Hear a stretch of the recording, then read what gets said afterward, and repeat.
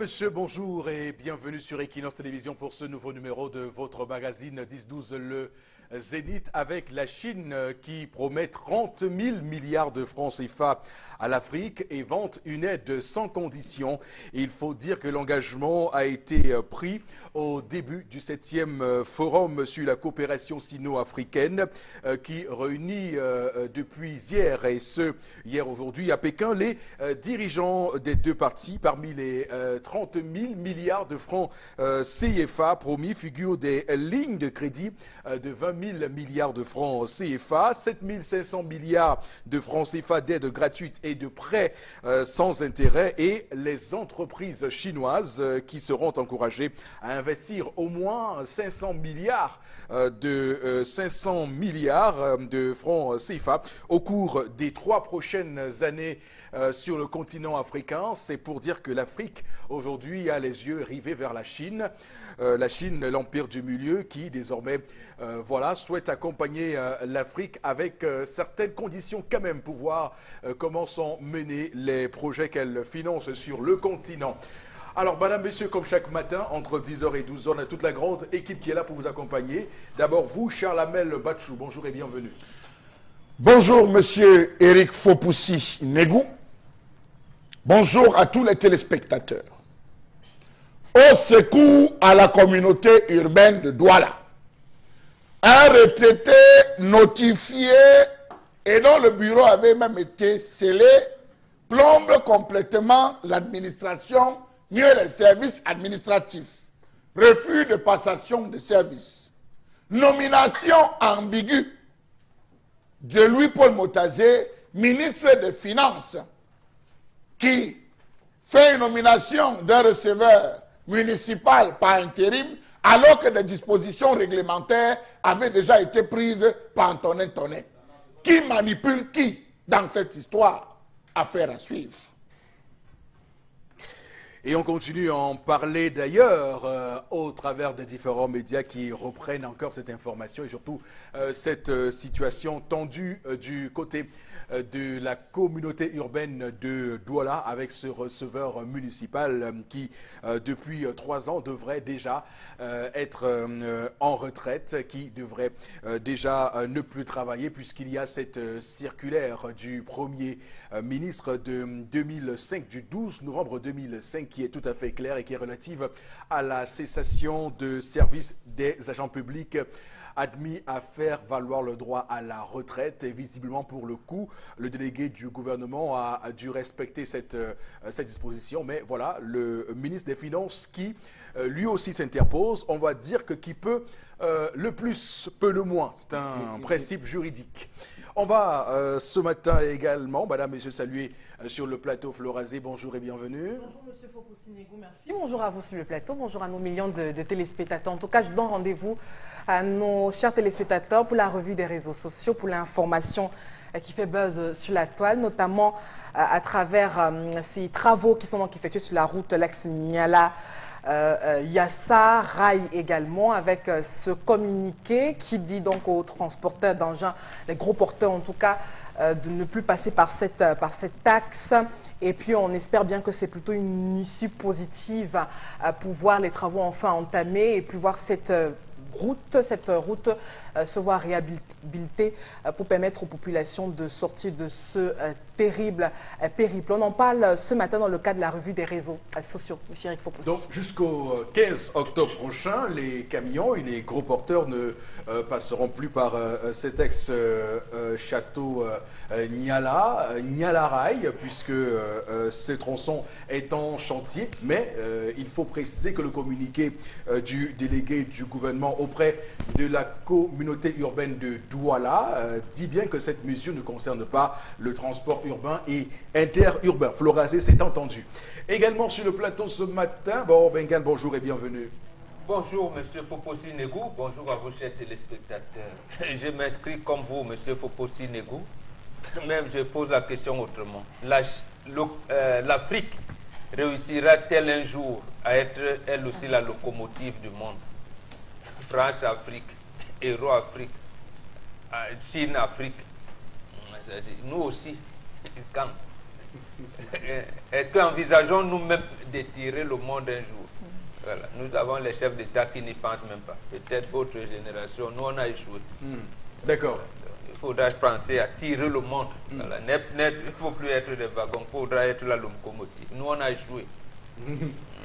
Voilà, mais surtout les dirigeants de ce pays depuis son indépendance. Il faut clairement dire que la Chine est un exemple qu'on pourrait suivre à travers ce qu'ils ont appelé là-bas chez eux la révolution culturelle, mais également la politique des grands fourneaux qui a permis à la Chine de se relever. La Chine qui, dans les années 70, subissait les mêmes problèmes que le continent africain, dominé par les puissances coloniales, avec une forte corruption et tout ce qu'on peut imaginer comme Kabeji, mais la Chine a su se relever, a su se mettre en avant, et aujourd'hui la Chine est la première puissance mondiale. Sur ça, il n'y a pas de doute, parce que beaucoup disent que les États-Unis restent la première puissance. La Chine est aujourd'hui la première puissance mondiale, puisque d'ailleurs elle détient les bons du trésor américain.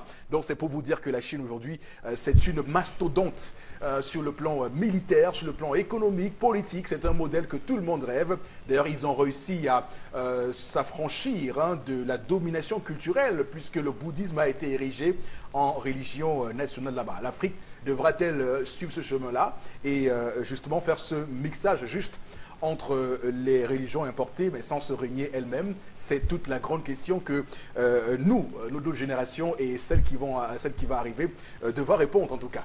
Donc voilà.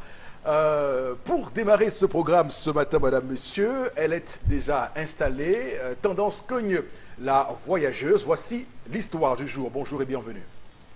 Bonjour Eric. Bonjour encore à tous ceux qui nous regardent ce matin. On va parler de la mère des enfants, la mère des bébés.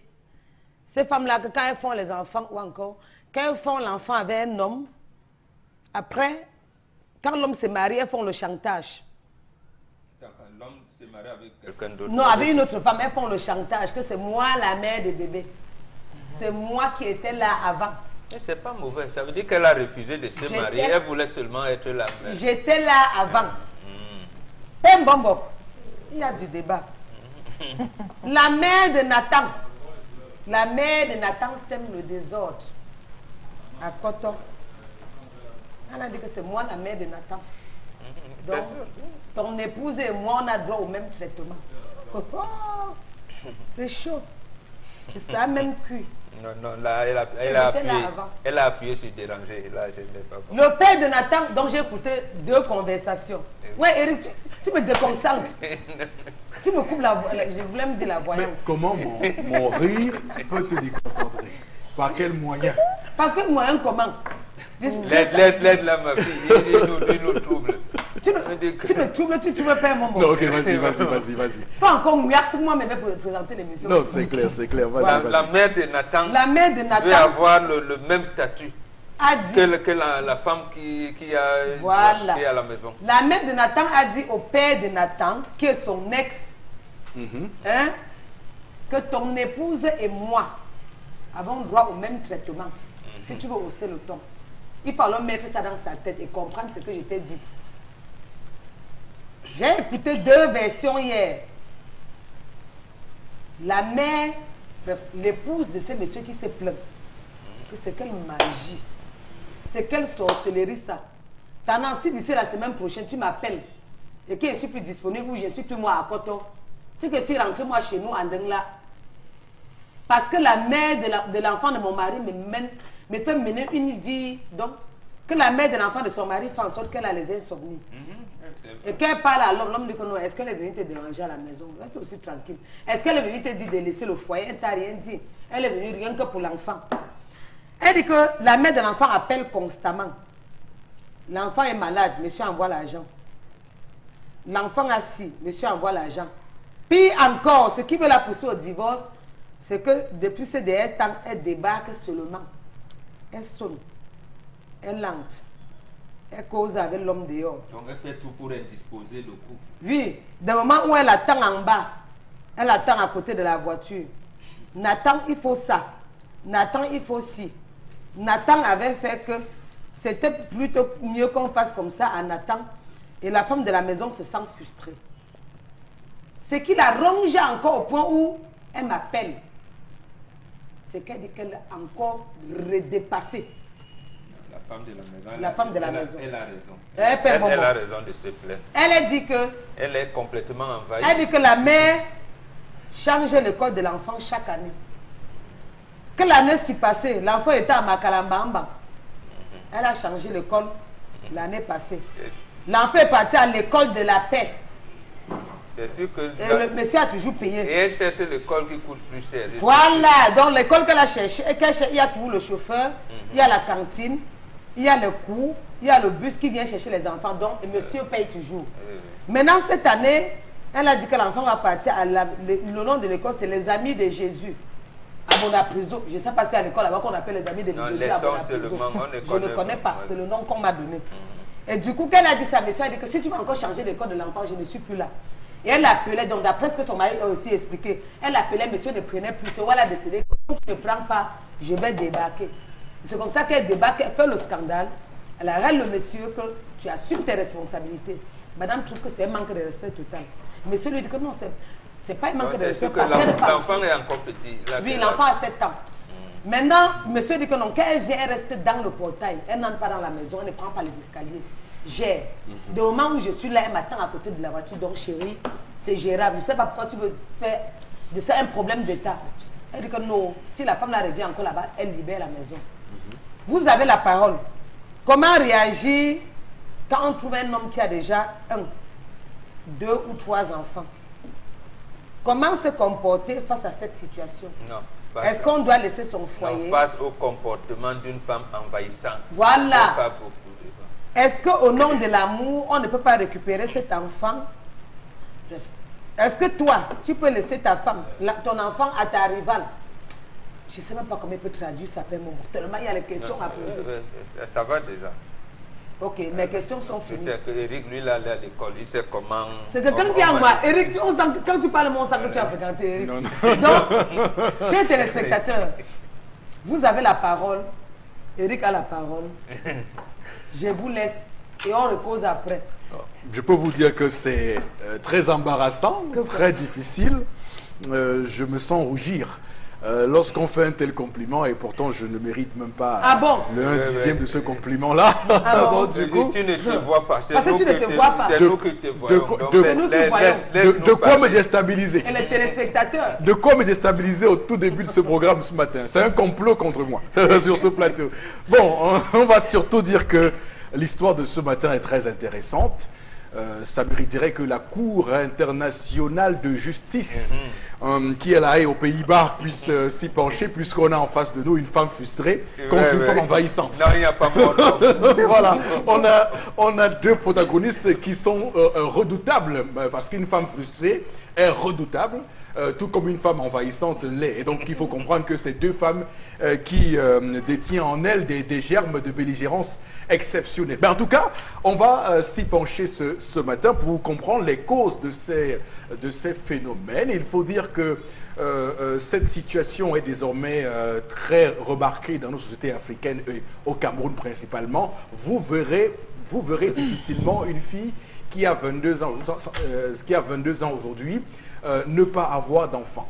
Et pourtant, elle n'est pas mariée. Donc, c'est ça le problème. Et on constate que beaucoup d'enfants, beaucoup de jeunes femmes font des enfants, je ne veux pas dire hors mariage pour blesser quelques-uns parmi nous sur ce plateau, vous comprendrez où mon regard voilà, m'envoie, bon, Bégan, mais en dehors du mariage. Regardez d'abord sur le plateau. En dehors du mariage, d'accord. Non, regardez d'abord sur le plateau. Non, je n'ai pas dit hors du mariage, j'ai dit en dehors, enfin, je veux dire avant le mariage. On peut se comprendre comme ça. Ça, c'est attentatoire. Donc, vous aurez l'occasion de répondre, Inch'Allah, mais rassurez-vous. Donc, il faut dire que c'est ça qui crée donc cette situation, la cohabitation entre ces femmes-là, qui ne sont pas les épouses des hommes, et leurs femmes légitimes à la maison. Alors, si on était dans une société africaine où on admet la polygamie facilement, je ne sais pas si on aurait réussi à endiguer ce problème-là facilement. Est-ce que le fait qu'on soit devenu des monogames, coûte que vaille, n'empire pas cette situation? Donc on aura l'occasion d'en parler sur ce plateau. Alors Charles Amel Mbachou, je commence par vous ce matin. Alors, est-ce que vous pensez que cette femme a des raisons de se plaindre de la mère de l'enfant de son mari? Non, je ne comprends pas. Reformulez la question. Est-ce que cette femme a raison de se plaindre? Reformulez La femme. reformulez la La question. femme mariée. La femme mariée, est-ce que la femme mariée a raison de se plaindre? Voilà, je voulais que vous insistiez comme ça. Oui, pour qu'on puisse bien comprendre. Monsieur Eric Fopoussi, la femme mariée a plus que raison de se plaindre. Premièrement, il y a ce qu'on appelle en droit trouble de jouissance. Voilà une femme qu'on trouve dans son domicile. Ce n'est pas chez cette fille. Ce n'est pas chez elle. Qu'elle reste chez elle et qu'elle attende monsieur chez elle. Elle abandonne son domicile pour aller attaquer une femme dans son domicile. Deuxième chose, violation du domicile, monsieur Eric Fopoussi. La femme mariée est en droit de se défendre en utilisant les moyens qui seront les siens pour protéger l'harmonie de son foyer et sécuriser sa famille. C'est de son droit. Alors cette fille qui va là-bas, j'ai l'impression qu'elle n'est pas allée à l'école, qu'elle n'a même pas de diplôme et qu'elle n'a même pas un minimum de savoir-vivre. Parce qu'une femme, vous devez l'attendre là où vous vous retrouvez d'habitude. Bon, même si, monsieur même si la corrélation entre aller à l'école et monsieur, savoir vivre, monsieur Eric Fopoussi, monsieur Eric Fopoussi, il y a des personnes qui ne sont pas à l'école et qui savent. Oui, bon, c'est vrai. Oui. Qui sont Là, je vous le conseille. Voilà. Mais il a bien dit, il lui demande de savoir Vivre. Voilà. Oui, Parce que monsieur Eric Fopoussi, deuxième chose, l'enfant a 7 ans. L'enfant a 7 ans, donc il n'est plus du ressort de la mère. Il doit récupérer son enfant. Parce que tout enfant né, même hors du mariage, est la propriété du père. Maintenant, dès que l'homme a déjà reconnu l'enfant étant marié, s'il a donné son nom, l'enfant automatiquement doit réintégrer le domicile conjugal. Donc, cette fille même qui s'agite, cette fille même qui bavarde, ne connaît même pas le droit. Non, mais sauf que si le monsieur n'a pas doté cette femme-là, est-ce que le même principe s'applique? Doté qui? La mère de l'enfant. Non, monsieur Eric Fopoussi, c'est son enfant. Voilà. La femme mariée légitimement avec le mari est en droit de récupérer l'enfant. Non, mais sauf que le principe de dot aussi a son rôle. Monsieur Eric Fopoussi, je dis bien, je reste sur le domaine de la loi. Je m'arrête encore à ce niveau. Je n'ai pas pris le cas des Bantous. Non. On dit que la femme de la maison, comme elle est mariée, ça veut dire qu'elle a été dotée. Et l'autre qui est dehors n'est pas dotée. Oui, donc l'enfant n'appartient pas au père. L'enfant appartient au père. C'est son enfant. C'est son enfant. Il paie la scolarité. C'est son enfant. Pourquoi il paie la scolarité? Non, mais j'ai cru entendre ici sur ce plateau que lorsqu'une femme... Jésus a fait un enfant en mariage. On va expliquer. D'accord, ok, merci. Je disais, monsieur, il faut pousser. Parce qu'on s'y perd après. Donc, donc je disais, monsieur Eric Fopoussi, que cette fille qui décide de traverser, attendre l'homme près de sa voiture, c'est une agression. D'accord. Aller attendre l'homme peut-être au bas de l'étage, je ne sais pas moi si c'est son bureau, je ne sais pas quoi. C'est du harcèlement. C'est du harcèlement. Ça a des noms bien précis au niveau du droit. Alors si ce monsieur vient se plaindre, je suis sûr que cette fille n'aurait même plus un copec. Je dis même un copec, monsieur Eric Fopoussi, du fait du constant harcèlement qu'elle manifeste. Je parie que les heures qu'elle choisit d'appeler, c'est minuit, 1 heure, 2 heures, où étrangement l'enfant chauffe. C'est 4, 6 heures qu'elle appelle pour dire le sucre est fini, il faut acheter le sucre, monsieur Eric Fopoussi. Donc c'est des heures. En fait, là où elle est, c'est une fille qui est méchante, qui n'a pas de sentiments. Mais à quoi qu'est-ce qui peut expliquer qu'une femme devienne aussi collante? Parce qu'elle s'est rendue compte qu'elle a perdu. Est-ce que ce n'est pas aussi de l'irresponsabilité de la part des hommes qui contractent monsieur Eric Fopoussi, il faut dire... Des relations avec des femmes et les abandonnent après. Je ne suis pas d'accord, monsieur Eric Fopoussi. Moi, je connais des gens qui ont entretenu, mariés, mais qui ont entretenu des relations avec des femmes qui ont gardé jusqu'à l'heure actuelle, monsieur Eric Fopoussi, qui sont même allés construire les maisons de ces femmes sans construire les leurs. Ça, il faut le dire. Ils ont commencé par construire la maison de cette Sont femme des sans exemples. construire. Non, je prends des exemples. Puisque monsieur il faut vous C'est pas un mauvais exemple. Allez jusqu'à construire, monsieur il faut bon. Alors, j'estime que un homme qui arrive à dire à la fille, ça s'arrête là, soit c'est une fille qui a voulu porter la grossesse pour nuire volontairement à ce monsieur en disant ok, ce monsieur a une situation, il a ceci, soit cela, soit c'est un homme qui a promis des choses à la fille en lui disant je vais t'épouser, on va vivre ensemble, et qui par la suite s'est rendu compte qu'il avait affaire à une démon. Non. Et il a, non, permettez-moi d'employer l'expression, monsieur Fopoussi, parce que l'ensemble des actes que pose cette fille, c'est des actes démoniaques. Parce que tes enfants sont dans tel établissement, mes enfants doivent y être. Parce que tu as envoyé chaque année chaque établissement. Mais monsieur Fopoussi, vous savez le coût que ça représente de changer un établissement chaque année? Ça commence par être là. Et puis calculer la maison, parce que la maison en fonction de l'école. C'est le prix Il y a des maisons quand on est infidèle. Il y a des maisons où, monsieur Eric Fopoussi, c'est pas de l'infidélité, Flora. Arrêtez de mettre toujours infidélité sur chaque chose. L'enfant a 7 ans. L'enfant a 7 ans, arrêtez de mettre infidélité. Mais c'est le prix à payer maintenant. Je dis bien que c'est le prix à payer. Donc, monsieur Eric Fopoussi, Vous terminez. suivant la position, l'homme se retrouve à dépenser un peu plus. Je crois que la présence de l'enfant, la femme l'a accepté, mais la pression que fait la fille sur son ménage, ça, elle n'est plus en train de l'accepter. Et le fait pour elle de ne plus l'accepter, d'être mal à l'aise, même mal à l'aise le mari, qui forcément devra faire un choix. D'accord. Alors, Florazé, la question que je vous pose, c'est de savoir, est-ce que vous pensez que la mère de l'enfant est en train de faire subir une forme de vengeance à cet homme-là? Ben oui. Après toutes les promesses qu'il a dû balancer à cette dernière et autres. Je dis bien que cet homme, il faut qu'il vive cette pression jusqu'au bout. Moi, c'est vrai que je plains un peu sa femme, elle qui est légitime et autre, qui n'a pas besoin de vivre tout ce scandale. Mais que voulez-vous? Le monde n'est pas parfait. On est justement obligé à un moment donné de subir, je veux dire, les cas d'infidélité de nos époux tous les jours. Et peut-être que Mombok va nous expliquer sur le plan traditionnel et culturel comment les femmes doivent se contenir. Parce qu'il y en a déjà qui se contiennent. J'ai rappelé à Amel. Durant tout son déroulé, c'est-à-dire qu'il n'impacte pas la responsabilité de l'homme dans cette histoire. L'homme s'occupe de son enfant, madame. Je dis à aucun moment on a dit qu'il a manqué le sel, il a manqué lui, il en a pas donné. C'est pas le premier homme. Ce n'est pas le premier homme qui aura fait 15, 20 gosses à la STR et autres. Mais il y en a, comme Chalamet, il faut bien qu'ils prennent aussi des exemples de ces hommes qui réussissent à gérer ça sans toutefois que ces dernières fassent une sorte de pression et viennent gêner Vous avez dit que cette foyer. femme se vengeait. Alors que ce monsieur, oui, que ce monsieur qui a entretenu une relation... J'ajoute de l'eau à votre moulin pour dire qu'il y a des hommes, et c'est une amie qui me racontait cette histoire, il y a des hommes qui, chaque fois qu'ils font quelque chose à leur femme, ils vous appellent pour vous le dire comme si ils veulent vous narguer. C'est-à-dire que... Il appelle qui?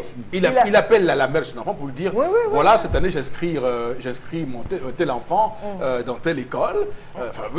Il se vante même de vous montrer que l'enfant qu'il a dans son foyer est meilleur que le vôtre. Monsieur Foposinégou, je l'ai toujours dit, il y a des relations qu'il faut rompre à un moment donné de la vie. D'accord. Si ça n'a pas marché avec ces dernières, c'est forcément parce qu'il y avait plus d'anime crochu, c'est-à-dire qu'il y avait quelque chose qui ne clochait plus. C'est pourquoi on s'est séparés.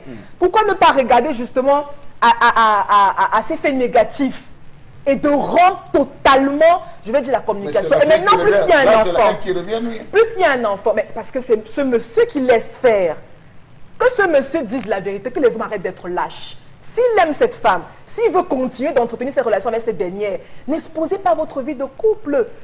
Que les hommes apprennent à respecter leur femme et leur foyer. Faites vos bêtises à l'extérieur et tout, mais protégez votre intimité. Cette femme n'agit pas comme ça pour rien, monsieur Foposinégou. Elle agit comme ça parce que justement, quelque part, il y a des promesses qui continuent à se confesser quelque part dans le noir. Et maintenant, puisque ce monsieur déjà à bout, il n'arrive pas à joindre les deux bouts, c'est-à-dire à réagir ici, à réagir là, la femme dit ok d'accord, tu vas seulement réagir vis-à-vis de moi. Et c'est ça, les femmes ne réalisent pas tort et à travers. Je ne viens pas pour justifier le comportement de ces dernières. Et je dis donc... Si vous le faites un peu... Non, parce que c'est parce que je veux dire ce matin que c'est l'homme qui est l'unique responsable à la dame de maison. À la dame de maison de rester calme. Oui. Et de penser peut-être à l'avenir de cet enfant. Si le monsieur veut, parce que l'enfant a 7 ans, pourquoi ne pas prendre cet enfant? Et maintenant, si en C'est prenant, la même aussi. elle n'est pas obligée. Elle n'est même pas obligée. Elle n'est même pas. Oui, mais elle n'est pas obligée. On en connaît. le lui confère. Charles, mais on en connaît qui ont laissé son les enfant. enfants. On en connaît qui ont laissé les enfants et qui s'en sortent très bien. Donc je dis, elle n'est pas obligée. Ils ne sont pas obligés de prendre cet enfant. Mais maintenant, si elle sent que cet enfant Est-ce que c'est ou une cette demande? femme pourrait nuire, pas une elle est demande. libre.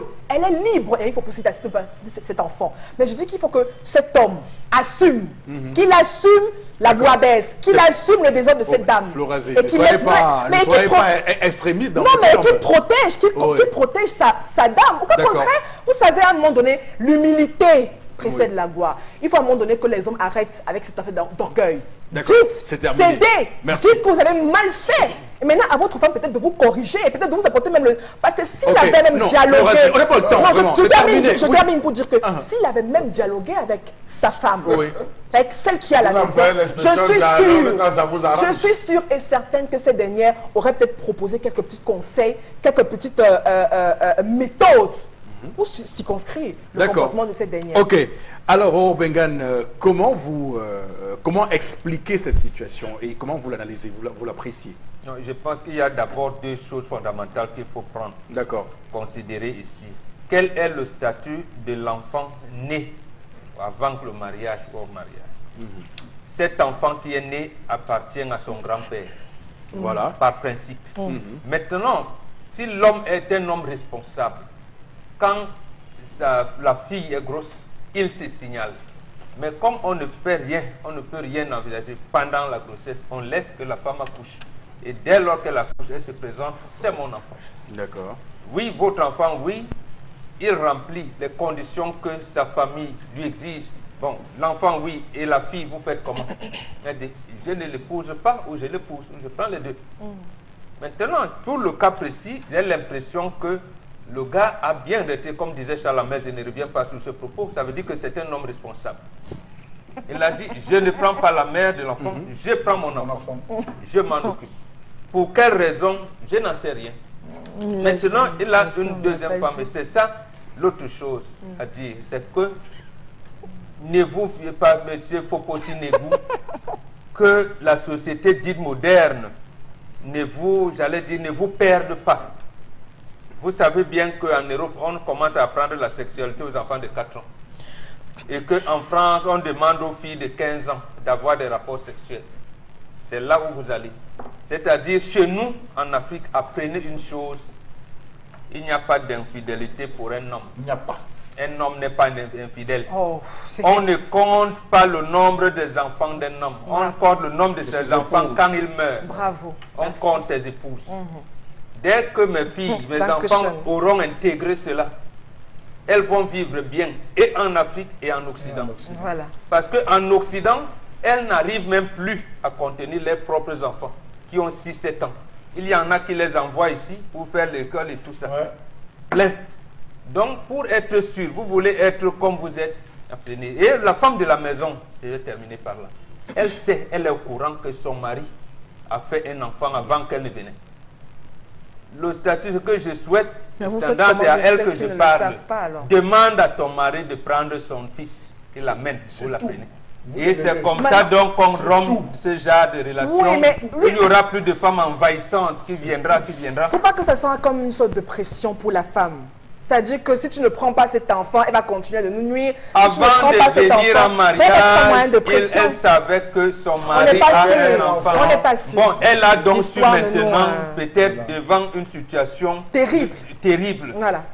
Madame, là, la législation africaine, les œuvres et coutumes africaines exigent d'elle que c'est elle qui devient la mère de l'enfant. Donnez-lui tout le temps qu'il faut, Non, même non, 10 ans. on ne Elle donne pourra pas. réfléchir et voir comment... Justement, quand elle viendra donc prendre cet enfant, quand elle aura 17 ans, elle allait dire, ah oui, mais si elle avait grandi, si C'est cet un enfant enfant, était ouais, grandi ouais, chez elle, ouais. à côté, voilà. Combien d'hommes ont reconnu les enfants ici à Non, 35 ans et c'est pour tout la vous vie. qu'on fait ça, madame, parce que justement, l'homme qui vient dehors, il ne faut pas qu'arriver à la maison, son cœur Les commence hommes sont à de plus en faire... plus irresponsables, Bombo. Ils sont irresponsables. La responsabilité du père démarre le premier jour où on établit l'acte de naissance de l'enfant. Il faut leur dire. C'est assez. Permettez-moi, Il faut leur dire aux hommes. Dites aux femmes, dites aux c'est le hommes. père qui établit l'acte de naissance, c'est pas la mère. Dites aux hommes. Ce n'est pas la mère. Mais ils sont... La mère, tout ce qu'elle remet, c'est la déclaration. Il va récupérer la déclaration. Le père va établir l'acte de naissance. Vous n'allez pas donner à quelqu'un qui a décidé de reconnaître son enfant. Venez lui raconter. Lorsque l'enfant, c'est la femme qui connaît le père de son l'enfant. Qui va expliquer cet enfant? Dites ça aux hommes.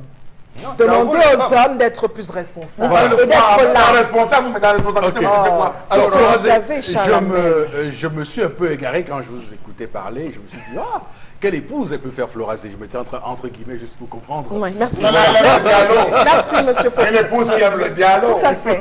Voilà. Alors, Tannance, ce matin, par rapport à l'histoire, qu'est-ce que tu dis?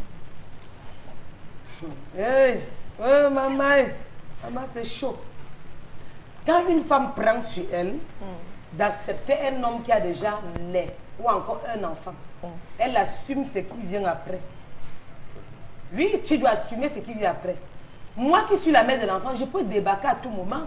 Est-ce qu'il vient te faire partie de ton foyer? Non. Je viens pour le cas de mon bébé. Une place. Mais tu es à la maison, est-ce que tu viens arrêter la bagarre? Une place. Je peux venir arrêter la bagarre. Mais est-ce que tu es chez Je toi? connais dans ma position. Est-ce que tu es chez toi? Non, je connais dans ma position. Tu es chez toi. Là où tu vas là-bas, tu es chez toi. Tu es pas chez toi, Ok. non. C'est que ça les apprendra. Quand tu fais un enfant, comme avant le mariage, arrange aussi à ce que quand il t'appelle, tu décroches. Pourquoi? Oui, Pourquoi? ça fait mal. Pourquoi, comment? Tu peux être en train de poser Remets-lui son enfant. Ça fait, je lui remets l'enfant. remets l'enfant. Je ne peux pas te remettre l'enfant parce que quand je suis avec l'enfant, il y a l'ambiance familiale. Quand il regarde l'enfant, il sent comment. Quand on lui donne 2000, vous avez 1500, l'enfant a 500 dedans. Non, parce qu'en donnant l'enfant, ça va plus être ça. Je ne crois pas l'éducation que ton épouse va donner. Ah, c'est ça.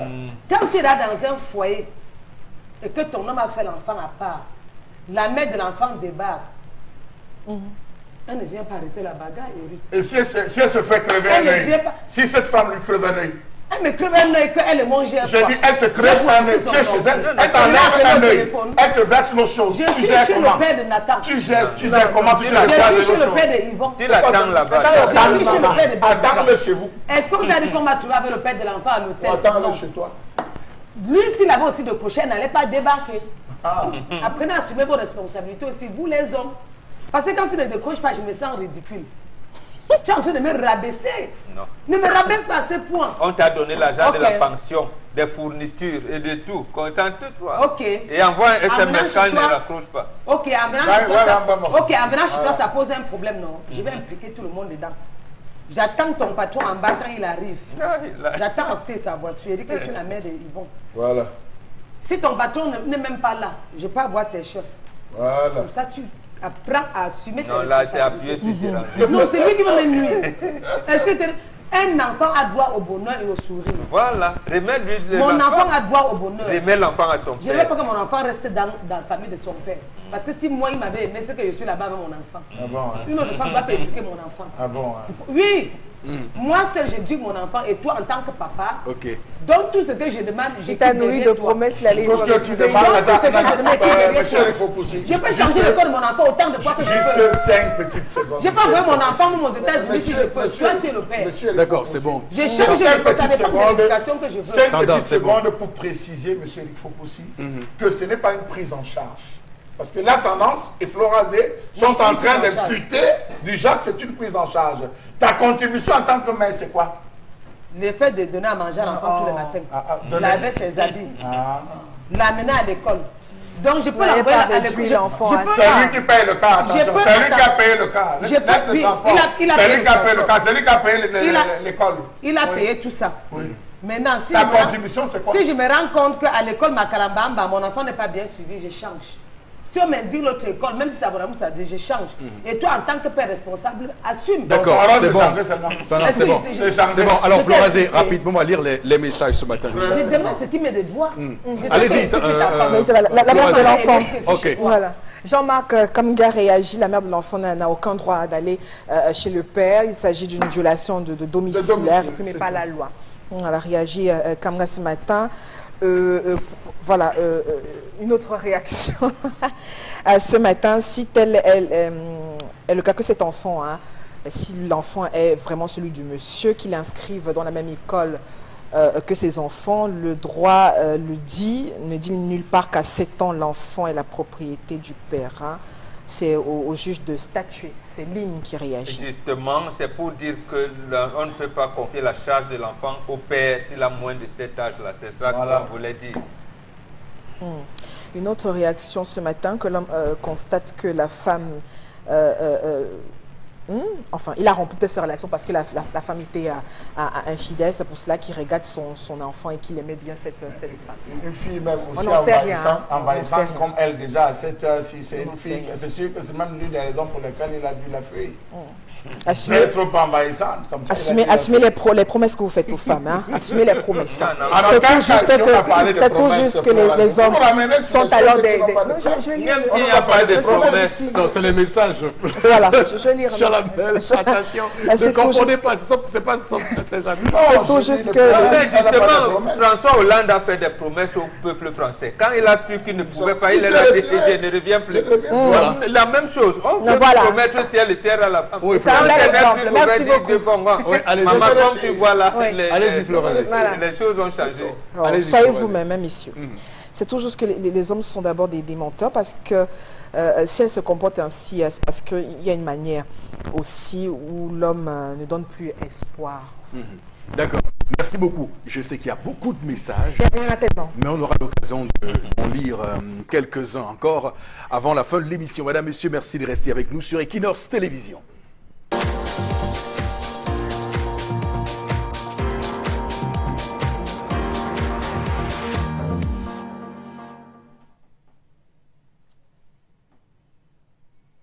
Je m'interroge ce jour sur la question des radars et caméras qui écument désormais nos boulevards, avenues, rues et axes routiers. Je m'interroge sur la qualité des dépenses effectuées par ceux qui ont la charge de diriger ce pays. Vraiment, dites-moi quelle est à proprement parler la fiabilité des radars mis en place dans ce pays sur nos axes routiers. Je m'interroge sur la manière avec laquelle sont déterminés les sites d'implantation des radars. À quoi servent ces fameux radars sur des axes dépourvus de panneaux de signalisation? Mieux, à quoi vont servir ces caméras que l'on installe désormais le long de nos ruelles et carrefours? Yaoundé, 350 caméras de surveillance implantées. Pour qui? Pourquoi? Je m'interroge. À quoi servent? Mieux, à quoi vont servir ces caméras de surveillance ayant fait l'objet de dépenses budgétaires énormes? Comment comprendre l'intégration des radars dans un pays où l'immatriculation des véhicules ne correspond en rien à l'adresse du domicile du propriétaire? Au Cameroun, vous avez, je dis n'importe quoi, LT04CE. On vous filme. On va vous retrouver où? Vraiment, interrogation. Vraiment, dites-moi, comment la police fera-t-elle pour traquer un individu flashé ou filmé qui viendra fuir le contrôle ou alors à commettre une bévue? Quels moyens a-t-elle? Permettez-moi de vous dire que nous n'avons vraiment pas besoin de cela dans ce pays. S'il vous plaît, allez ailleurs avec ces produits fabriqués dans ce pays pour l'arnaque. Les caméras de surveillance vous serviront à quoi? Qu'est-ce qui peut expliquer le fait qu'il soit demandé aux contrevenants de s'acquitter des frais par devant les agents interpellateurs? Oui, je m'interroge. Je m'interroge véritablement sur cette question des caméras. Mais pendant Safari, caméra. Rond-point, caméra. Bon, à quoi moi? Caméra. Là où il n'y a pas de caméra, il y a déjà trous. On a creusé des trous partout pour les caméras. Pour filmer qui? Pourquoi est-ce que ces caméras sont le plus basées dans les quartiers un peu compliqués? Bepanda, Nkolmintak, Mabanda, Village, Monaberi. Quel est l'implicite de cette affaire de caméra? À côté de ces radars, nous avons véritablement des caméras qui désormais feront partie de la vie des Camerounais. Nos principaux rues et carrefours sont là, sans qu'aucune communication ne soit faite à ce sujet. Vraiment, dites-moi, quelle est la mission de ce projet d'extension au plan national du système intelligent de surveillance urbaine? Quel est le sens, l'utilité et la destination de ces caméras qui, de toute évidence, se présentent de façon grossière et encombrante? Avons-nous les compétences requises pour le faire? Dites-moi qu'est devenue la police scientifique. Où est-elle basée dans les 10 régions de ce pays? Savez-vous même que la phase 1 de ce projet est réalisée sous forme d'accord de prêt commercial d'un montant de 45,9 milliards de francs CFA, signé en juin dernier entre Louis-Paul Motazé, ministre à l'époque de l'économie et de la planification et de l'aménagement du territoire, et la Bank of China. Donc même les caméras qu'on met là, c'est encore crédit. Pourquoi trop de crédit dans ce pays? 1500 caméras pour les 10 régions du pays à fournir et 2000 postes émetteurs réceptifs portables. Vraiment, 49,5 milliards de francs CFA. Cet argent nous aura servi à beaucoup de choses.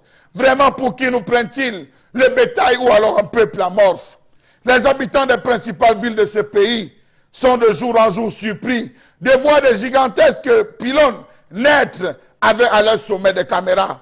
Quelle est la mission de ces caméras? Quel est l'objectif visé par ces caméras? Contrôler la circulation, lutter contre le grand banditisme ou alors observer les mouvements d'humains des populations. À quoi servent ces caméras lorsque l'on sait que la majeure partie de ces ruelles débouchent dans des matandas trop compliqués? Si un gars arrache un sac à l'entrée safari et rentre par tapis rouge ou sable, la caméra va le rattraper comment? Je m'interroge. Comment comprendre la présence des caméras dans les principales villes de ce pays lorsque l'on sait que l'informatisation des systèmes est quasi inexistante dans ce pays? Pourquoi installer ces caméras à l'approche des élections présidentielles? De quoi a-t-on peur? Pourquoi n'avoir pas privilégié au maximum les autres régions anglophones pour combattre les embaboys? Tant on sait que nos forces de maintien de l'ordre, nos forces de défense tombent chaque jour. Pourquoi installer ces appareils dans les rues de nos principales villes lorsque l'on sait que le suivi ne sera pas permanent et en plus que ça sera des proches ou des poches de détournement des fonds publics? Pourquoi installer cela dans les rues quasiment non éclairées? Vraiment, je suis inquiet. Partout où l'on installe ces caméras, il n'y a pas d'éclairage. Pourquoi ne pas commencer par l'éclairage avant de penser aux caméras? Comment comprendre la pose de ces caméras alors que les équipes de maintien de l'ordre ne demandent qu'une seule chose, une logistique de qualité? Comment feront-ils les essais pour suivre un bandit alors qu'il n'existe aucunement l'adressage des rues? Comment feront-ils pour récupérer un individu entre la brique, Amabanda, Ntaba ou encore Kolmitak, lorsque même la police n'a pas de véhicule? Pauvres de nous. Dites-moi en passant, avec quel type de véhicule se déploreront-ils lorsqu'on sait que les véhicules ici sont quasiment inexistants dans la ville? Quelles seront alors les équipes qui travailleront dans les cabines de pilotage? Monsieur Eric Fopoussi-Negou, suivez mon regard. Merci beaucoup, Charles-Amel Batchou, de nous amener ce matin dans l'imbroglio, pour reprendre ici l'expression d'un auteur célèbre, l'imbroglio des caméras au Cameroun, des caméras de surveillance, mais également les caméras qui servent pour les radars sur nos routes, qui sont d'une piètre qualité. Mais au-delà de ça, vous relevez aussi la disposition de ces caméras-là dans les différents lieux publics au Cameroun, dans les rues et ruelles, mais aussi sur nos routes. Vous évoquez également un fait tout à fait quand même incompréhensible, que les caméras soient placées dans des zones non éclairées. C'est clairement quelque chose d'assez inimaginable et d'assez incohérent. Mais il faut dire que la caméra a été inventée en 1891 par un certain Thomas Edison, qui a posé les jalons, même si ce n'est pas lui qui a totalement seulement mis en place là, puisqu'il avait appelé son invention la kinétographie. Donc c'est après ça qu'est arrivé la mise au point de cette machine par un certain William Dickson en 1895 pour que finalement plus tard ce sont les frères Lumière qui créent les premières caméras et un pays comme la France a commencé à vendre ses premières caméras en 1947, comme quoi c'est une technologie quand même qui commence à dater et dans le Cameroun qui commence seulement à l'employer devrait avoir un peu honte de ne pas pouvoir effectivement mettre en place toute cette technologie. Bon, Bengan, comment vous expliquez cette situation? Non, que l'État camerounais est devenu un État policier qui espionne ses citoyens, c'est tout. Parce que Charles Hamel a ébauché un pan tout à l'heure. Lorsque l'État du Cameroun est encadré par des lois qui parlent de la protection de la vie privée et qu'on installe des caméras sans une information, c'est-à-dire il faut dire aux citoyens ce qu'il en est, et une communication ensuite, c'est-à-dire convaincre le citoyen que c'est nécessaire, c'est important pour eux. Donc, information et communication, ces deux choses-là, bon, je ne sais pas si vous avez une loi qui est passée à l'Assemblée nationale ou bien une communication de porte-parole du gouvernement qui a multiplié les sorties gouvernementales pour expliquer de quoi il s'agit. Moi, je n'ai pas souvenance d'une telle chose. Donc, mais qu'est-ce qu'on recherche? Justement, il ne faut pas amener le citoyen à s'interroger. Ça amène à la rébellion quelquefois, même si peut-être c'était nécessaire pour le citoyen en question. Encore que c'est près de 50 milliards de francs, donc 49,5 milliards, près de 50 milliards de francs de dette. Donc, vous vous endettez pour être espionné. À quoi sert cet espionnage? Est-ce que celui qui a la banque de données de ces images-là est un Camerounais ou alors est une institution camerounaise? On ne sait pas. Ce qu'on sait maintenant, c'est que notre fichier d'identité est détenu depuis 1996 par les Français. Bon, dernièrement, j'ai entendu qu'il y avait une guerre entre les Français et les Espagnols. Je ne sais pas celui qui a pris le marché en dernier ressort, mais toujours est-il que... Entre Thalès et Gemalto. Voilà. Et toujours est-il que le fichier d'identité du Cameroun est détenu par les étrangers. Si en plus, j'allais dire, les actions quotidiennes des citoyens sont également détenues par les étrangers, et vous allez me dire que nous sommes dans un pays souverain, dans un pays indépendant, je vous dirais non, c'est faux. Puisque c'est eux qui savent combien de médecins, chaque fois que vous établissez une carte nationale d'identité, vous êtes médecin, journaliste, quoi que ce soit, eux, ils ont le fichier. Ils connaissent le nombre de médecins, le nombre d'ingénieurs, le nombre d'architectes, le nombre de tels, le nombre de physiciens, le nombre de tout. Et ils ont le fichier. Ils peuvent les classer par région, parce que le carte d'identité, ils peuvent les classer, j'allais dire, le plan géographique. Ils connaissent les âges. Donc, ils savent que, bon, aujourd'hui, 2018, le Cameroun a tant nombre d'ingénieurs, ils seront qui ont tel âge, ainsi de suite, ainsi de suite. Donc, voilà comment nous nous donnons, j'allais dire, mains et pieds liés. Mais sauf que, bon, il y a quelque chose d'assez inexplicable. Comment, donc, avec ce que vous appelez caméras espions et toute cette prolifération de caméras partout dans ce pays, on n'arrive pas souvent à gérer certaines situations. Par exemple, Chalamel a pris l'exemple de la guerre qu'on mène actuellement dans le nord-est et le sud-ouest pour déloger ces terroristes. Comment on n'arrive toujours pas à pouvoir mettre la main sur ces gens-là? Parce que précisément, deux choses fondamentales. La première est que nous ne savons, ce n'est pas nous qui détenons le fichier principal. Est-ce que ceux qui créent les marchés de ces caméras-là font suffisamment dans l'efficacité pour faire en sorte que ces caméras puissent servir à quelque chose? Mais comment on juge l'efficacité? Justement, si vous ne savez pas pourquoi vous mettez les caméras. D'abord, vous ne maîtrisez pas le fichier et vous ne savez pas pourquoi on les met. Et c'est tout. On va simplement se contenter à ce qu'il a dit. Comme c'est moi qui suis engagé, qu'on a désigné comme meneur de projet, je vais prendre quelques subsides et tous les rétrocommissions et les mettre en Puisqu'on voit aussi que même les caméras de radar pour le flash sur la route, voilà, regardez ce qui s'est passé en France, qui a impliqué le président français. D'accord. C'est son, j'allais dire, c'est Benano, comment vous l'appelez, voilà, chef de sécurité, Benalla, voilà, qui a été prise. Là, on voit, et parce que les Français savent qu'il y a des choses comme ça, c'est-à-dire, y compris les journalistes, qui vient recouper l'information, dit s'il y a ceci, va la police judiciaire dit non. Nous, tel impliqué. Donc, la scène s'est passée le 1er mai, tel. Vous ne pouvez pas nous dire. Bon, la police peut faire comme ça. Le rédacteur en chef du journal, Le Monde, écrit au directeur de la police judiciaire en disant non, nous voulons. La police judiciaire est obligée de lui donner l'information. Et on aboutit à ça. C'est ce qui n'est pas fait chez nous.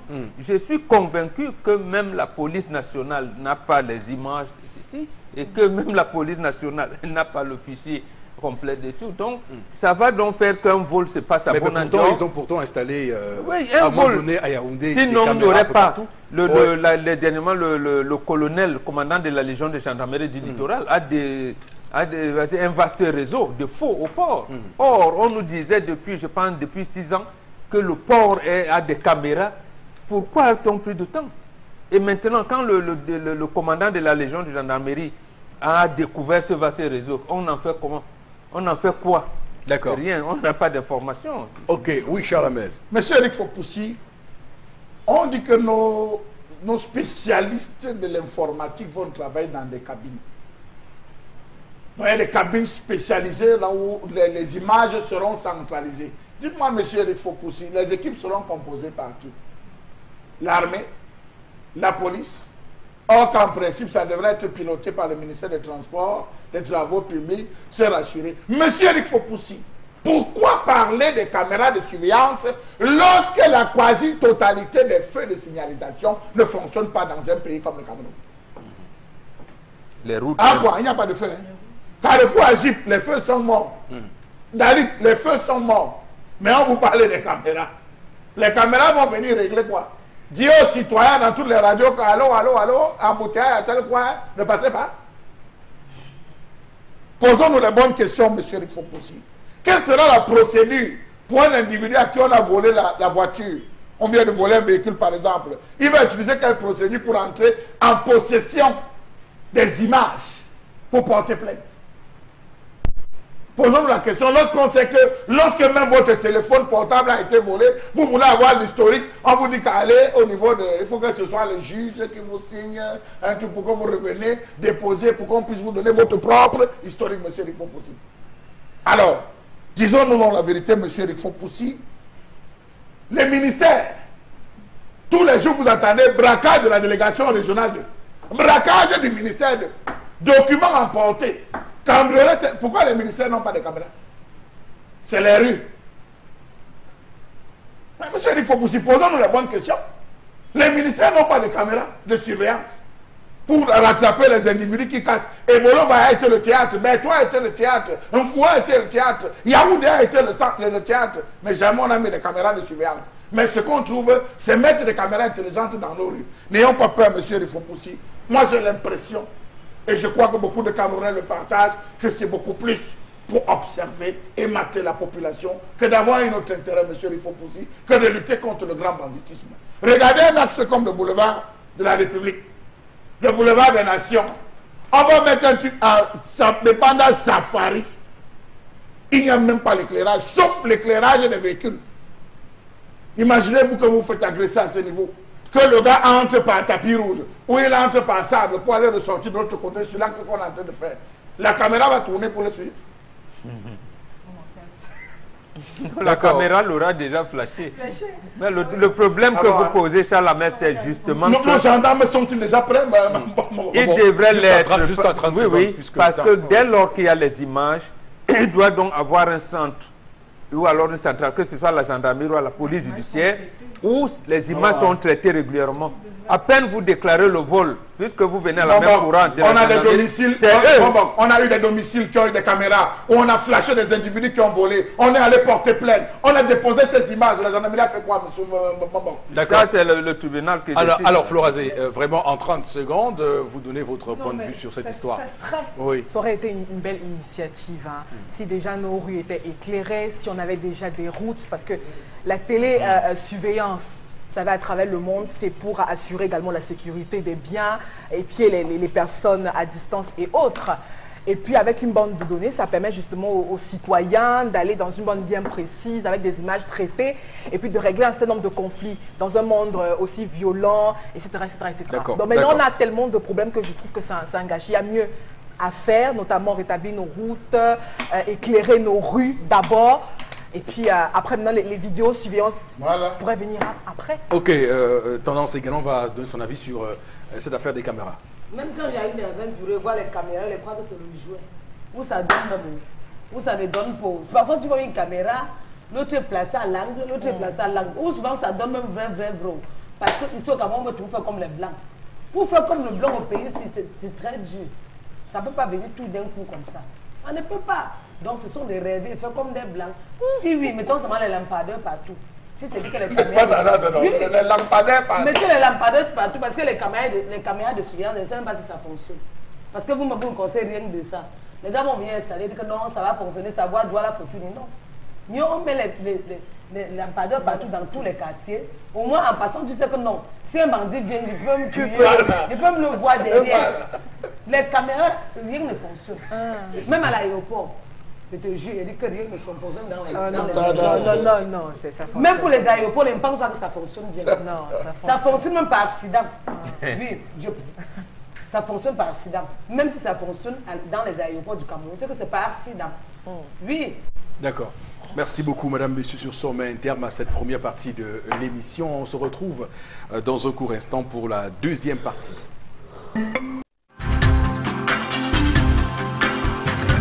Retour sur le plateau du 10-12, le Zénith, madame, monsieur, pour aborder cette deuxième partie avec d'abord la lecture des différents messages que nous recevons, mais également lancer la revue des réseaux sociaux. Et ça se passe avec vous, Florazé. Alors, pour la première réaction ce matin, la seconde partie avec Didier depuis Yassa, pour la vraie utilité des caméras de surveillance, en tout cas les Camerounais ont besoin de savoir pour quelle utilité exactement. Chaque jour en route, on vit les caméras de surveillance urbaine ne servent à rien, ce ne sont que des ornements. Hein. Les feux de circulation, même chose, sinon les policiers ne seront pas chaque jour en route. Pour ce travail. C'est Stéphane de Baladé. Boulangerie de la Paix, toute la zone de Logbaba, Dokoti, pas de feu de signalisation. C'est mort. Parfois, même c'est mort. À l'entrée de Bali, mort. Hein? Ici, là, à Carrefour Tif, mort. Saint-Michel, mort. Non, c'est mort. C'est mort. Il y a un moment où c'est comme si ça donnait.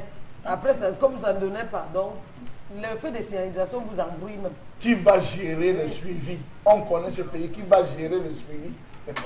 Mais il faut faire attention, hein, parce que après, lorsqu'on dit que ça ne marche pas ou qu'il n'y a pas d'utilité, il y a de fortes chances que ces caméras-là puissent être des caméras espions et qu'on soit espionné. Bon, Bengal l'a tout à l'heure évoqué sur ce plateau, donc il ne faut pas être naïf après, parce qu'on a bien vu dans les films ou bien dans les pays comme des pays développés en France ou aux États-Unis, comment les gens mettent en place des dispositifs pour traquer les faits et gestes des populations. Et voilà, donc il y a un vrai risque d'ailleurs de cela. Et si jamais le Cameroun se lance totalement sur cette voie de la vidéosurveillance urbaine et tout ce qu'on peut imaginer, il va falloir qu'on sécurise notre système parce que des grands hackers mondiaux peuvent pirater le système et mettre à mal le pays avec ce qu'on.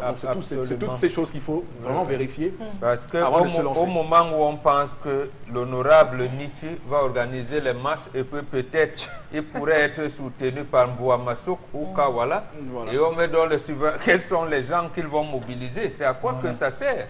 Bon, peut-être Nietzsche, comme on a braqué le GMI et le GPIC sur lui, il ne sait pas. Mais quels sont les gens qui sont arrivés? Les caméras, là, ça va dire qu'un bonbon qui parle souvent. Là. Donc, il avait un Bouamassouk souvent. Là. Donc, voilà, on capte l'autre. Il y aura encore il y aura dans le système de décentralisation une forte centralisation. Non, c'est que dans un état policier, on capte des images, on les terrain, bon, il habite même où? On commence donc, on commence un système d'espionnage et c'est pour cela que c'est nocif. À aucun moment, vous ne pouvez perdre de véhicule et que les mêmes, on procède par les mêmes images. Vous avez parlé tout à l'heure de la police scientifique ou bien de la gendarmerie pour dire non. Vous avez dit que votre véhicule, j'ai dit la Prado, tant immatriculé, les caméras retracent, on regarde là, vous l'avez garé, j'avais garé en face de la communauté urbaine, j'ai passé à la sous-préfecture de Douala premier pour voilà, la voiture a disparu, c'était 15h30, bon d'accord. La caméra est en mesure de vous dire que oui, la voiture était passée à 17h10. Voilà. Puisque vous l'avez garé à 15h30, on l'a vu, la caméra l'a capté la dernière fois à 17h10. Prenant quelle direction? On commence à alerter. Et on vous dit restez tranquille. Mais ici, chez nous, on va dire donc, non, revenez demain. Bon, donc il y a aussi la possibilité. Il y a aussi la possibilité d'informatiser. Mais là, ce serait vraiment une violation de notre vie privée parce qu'il est important qu'on fiche les gens. Parce que dans un pays comme la France, il y a des degrés de fichage. Quand on dit fichier S, ça veut dire que vous êtes à un niveau très élevé. Donc, on doit pouvoir voir quelqu'un qui a commis une infraction et pouvoir, à travers une caméra de surveillance, rentrer dans le dossier national et, à partir de son image, identifier qui c'est, avec lancer un système de recherche de reconnaissance faciale de l'individu à travers ce fichier S-là. Donc, c'est toutes ces choses. On n'a pas besoin de ça. Éclairer nos rues, donner les voitures à la gendarmerie, à la police, éclairer, donner la logistique à nos différents policiers. Monsieur Eric Fopoussi, parfois vous arrivez dans un commissariat, le petit talkie-walkie est là, un policier qui entend, il dit allô, oui, où c'est quoi, il cherche le réseau. Vous voyez qu'on a scotché les talkie-walkie dans tous les sens. Mais monsieur, il faut aussi donner la logistique à ces gars. Regardez des regardez même les banques. Regardez les banques. Ce sont les vieux registres qui posent sur son banc pour s'asseoir. Et je pense même que ce n'est pas très sécurisé parce que j'avais une radio à un moment donné qui captait les fréquences de policiers. Qui captait les fréquences. Voilà, donc ça, vous suivez un policier dit allez attention, ça veut dire non, ils ont des termes ça doit être protégé, très techniques. Or, c'est-à-dire que si des gens peuvent capter leur fréquence de communication, c'est dangereux. Donc, monsieur Eric Fopoussi, je vous dis éclairez nos rues. On a besoin. Vous prenez de BBR jusqu'à Bonalocal, à l'aéroport de Douala, l'aéroport, c'est pas éclairé, monsieur Eric Fopoussi. Quelqu'un peut vous allumer sur la moto, pour ceux qui prennent la moto, je vous assure, vous vous écroulez là, un autre véhicule vient passer sur vous. C'est pas normal, monsieur Eric Fopoussi. Combien de personnes se font agresser? Voilà. On va placer des caméras, même si c'est des caméras, ils ont dit que ça fonctionne avec le système solaire et électrique, c'est-à-dire c'est combiné. Ici, il y a de l'estage, le solaire prend. Si un panneau en panne, l'électrique prend. Allez-y avec les messages. Oui, il y a Patrick Ayala qui pense comme Chalamet. Là, cette histoire, il indique le jardin à Niala. Il y a donc un poteau de ce côté. Regardez la route à cet endroit, c'est déplorable. Hein, et je pense qu'à proximité, il devrait même avoir un poste de police pour suivre les délinquants, les faits et gestes et fichés par ces caméras. Et puis en plus, on n'a même pas de fichier central. Donc, il faudrait mieux arranger les routes d'abord et puis peut-être le reste suivra. C'est Patrick Ayala qui réagit. Tout à l'heure, j'ai commencé avec l'invention de la caméra. À partir de quel moment on commence à développer la caméra? En 1891, c'était pour faire remarquer que le Cameroun est très en retard sur la question et que nous serions aujourd'hui en train d'avoir les usines de fabrication de caméras, par exemple, au Cameroun, pour que ces marchés-là puissent rapporter des devises dans le pays. Quand on entend que 40 milliards de francs CFA ont été dépensés, 50 milliards pour ces caméras-là, on ne peut que mettre la main sur la tête, alors qu'on peut favoriser l'industrie locale de fabrication des caméras dans un pays. Après, je crois, on est à 130 ans déjà. Monsieur Eric Fopoussi, on met une caméra à coiffe. Un gars prend le sac, il arrache les femmes d'une femme à coiffe, et il entre derrière, coiffe par le marché, nous des dos. Vous le suivez comment? La caméra là va tourner pour lui. Les gars qui restent assis dans les cabines là vont veiller pour savoir qu'il vient de tourner comme ça, suivant le... En principe, si la caméra a réussi à flasher son image, ça permet aux autorités. Je vous dis que dans des domiciles florazés, des entreprises, des individus sont entrés jusqu'à voler des appareils. Free, vous allez déposer à la gendarmerie. Vous allez déposer à la police. On vous dit, monsieur, oui, on a vu l'image, c'est pour faire quoi? Flores, Le allez-y. procédé devait être autrement. Tout est dans la manière avec laquelle vous le dites. Ngangué, Phoenix qui réagit ce matin, de qui se moque-t-on à travers ses caméras. En tout cas, le 7 octobre va permettre de débusquer les imposteurs, donc mettre les caméras alors que nous avons plusieurs soucis comme ceux des routes et puis de la sécurité dans les zones anglophones. D'accord, merci. On va s'arrêter là puisqu'on a de très très gros dossiers dans la revue des réseaux sociaux ce matin. Donc on va garder du temps pour évoquer longuement ces sujets-là, sans courir pour autant.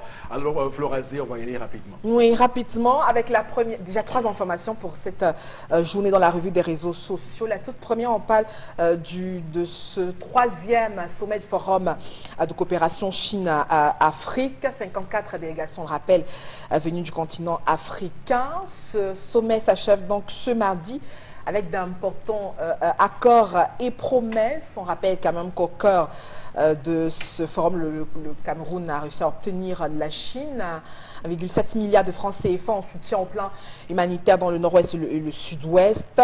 On a également des dirigeants africains qui ont pu signer de nouveaux accords et renégocier des conditions de financement pour leurs différents projets. Le président de la République même a signé des accords relatifs, entre autres choses, à 3 projets d'autoroutes et bien d'autres.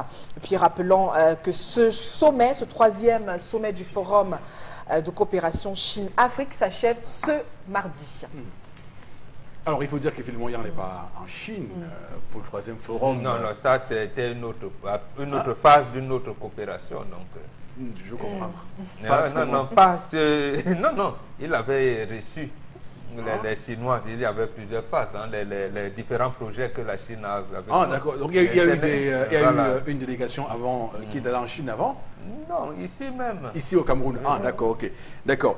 Alors, donc on parle du 3e forum Chine-Afrique ce matin et le Cameroun qui doit clairement se positionner. Bon, Bengan a entendu beaucoup de choses sur ce forum. Les médias européens occidentaux ça a donné à cœur joie. Ils ont estimé que la Chine est en train d'être une puissance néocoloniale qui piégeait l'Afrique avec cette dette abyssale déjà, et aussi que la Chine n'a pas de bonnes intentions. C'est de bonne guerre. L'Occident se voit aujourd'hui rattrapé par la Chine sur le plan du contrôle des ressources sur le sol africain. Mais il y a davantage pour les pays africains la grande équation à résoudre, savoir comment on fait pour bénéficier de manière optimale de ce partenaire-là. Absolument. Mais on peut retourner la question aux Occidentaux. Depuis que vous êtes là en Afrique, vous avez fait quoi? Ils ont fait quoi? Pourquoi ils s'offusquent du fait que la Chine vient faire la même chose? Et peut-être même pire. Non. Oui. Le problème qui se pose, c'est que nous, les États africains, nous ne savons pas quoi négocier avec la Chine. Nous avons tenu les propos du genre, Houphouët-Boigny avait dit à la France, en fin 59, début 60, en lui disant « Venez faire chez nous comme chez vous ». Donc nous disons à la Chine « Venez faire ce qui vous semble bien chez nous ». Donc faites comme chez vous. Venez chez nous, faites comme chez vous. Et donc c'est la Chine qui vient. Il peut même faire disparaître les pièces de monnaie. Ça ne dira rien puisqu'il pense qu'ils auraient pu faire ça chez eux. Nous n'avons pas su négocier avec la Chine les accords qui puissent nous amener au développement. C'est pour cette raison que ça devient difficile, où on ne voit pas, j'allais dire, l'environnement économique s'assainir. Les Chinois font jusqu'au commerce de détail. Maintenant, au lieu, qu'est-ce que le chef d'État camerounais a négocié en 2003, notamment lorsque ça a commencé? On a l'impression que rien du tout, il a laissé une porte ouverte aux Chinois. Or, il avait des représentants. C'est-à-dire qu'il n'a pas associé le secteur privé dans l'élaboration de cette politique-là. Or, c'est lui qui disait que l'État ne peut plus tout faire. Mais quel est dans la charte des investissements et tout, même regardez la délégation qui l'accompagne. Je pense qu'il a pris 2. Oui, Christophe Eken et M. Wamba. Voilà, vous les amener. Non, la délégation devait être fortement étoffée. Notamment par les gens comme le Paul Fokam-Komonier, qui lui, il a réussi à signer avec la Chine, vraiment un accord qui englobe, Flora a parlé de 54 États. Donc des 54 États, une seule personne a pu signer avec la Chine le 24 septembre 2017 à Dakar le fait pour lui de négocier tous les investissements chinois en Afrique, publics comme privés. C'est-à-dire que même si ce sont les États, une seule personne. Et vous, vous êtes un État. Vous n'arrivez pas à voir dans quelle mesure vous pouvez asseoir votre pays. C'est-à-dire, sur le plan militaire, là, on peut dire que c'est un secteur réservé, mais il faudrait que les Camerounais sentent que la France ne nous bâillonne plus. Que peut-être sur le plan, nous avons un partenaire stratégique sur le plan militaire qui fait que demain, quand on a demandé à la France de nous aider contre Boko Haram, il a dit que non, vous allez sous-traiter par le Tchad. Il n'est pas venu nous aider. Donc, est-ce qu'on a un partenaire comme la Chine qui peut le faire? On n'en sait rien. Est-ce qu'on a un partenaire comme la Chine qui peut réhabiliter? Parce que vous avez parlé de l'industrialisation du pays. La Chine a quand même fait le barrage des lacs d'eau. Pourquoi ne pas continuer avec la construction des barrages hydroélectriques? Ils ont fait même Veule, ils ont fait Miki. Non, mais l'électricité est entre les mains des privés. Aujourd'hui, c'est-à-dire qu'on conserve d'autres secteurs énergétiques et on demande à un partenaire de nous construire parce que nous voulons nous danser dans l'industrialisation du pays. Vous ne pouvez pas vous industrialiser si l'énergie de votre pays est entre les mains des étrangers. Qui plus est, les étrangers et les privés étrangers. Ce n'est pas possible. Donc l'autre chose, je termine par là. La Chine qui a construit le port en eau profonde de Kribi, vous savez ce qu'il y a, la bagarre qu'il y a eu? Lorsque le chef de l'État procède à l'inauguration, je pense que c'était le 8 octobre 2011, 3 jours après, la presse nous annonce que l'ordinateur que le président de la République a utilisé pour la présentation, qui a servi pour la présentation de la maquette, a été volé. Ce n'est pas vous et moi qui avons cambriolé, je ne sais pas si c'était à la présidence de la République là-bas ou n'importe où. Il a été cambriolé. Pourquoi? Ça veut dire qu'il y a des enjeux stratégiques terribles. Il y a même une guerre et la Chine ne veut pas faire la guerre. La Chine est venue battre les Occidentaux sur leur propre terrain, justement en faisant des prêts sans intérêt.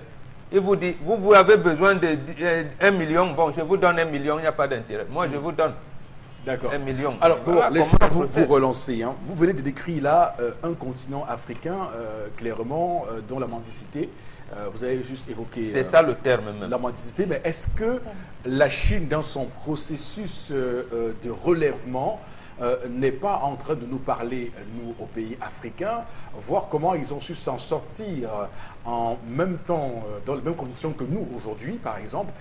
On pourrait, bon, j'avoue qu'actuellement, on a commencé à apprendre le chinois, le mandarin, dans les lycées et collèges. Donc ce n'est plus qu'à l'Institut Confucius qu'on le fait.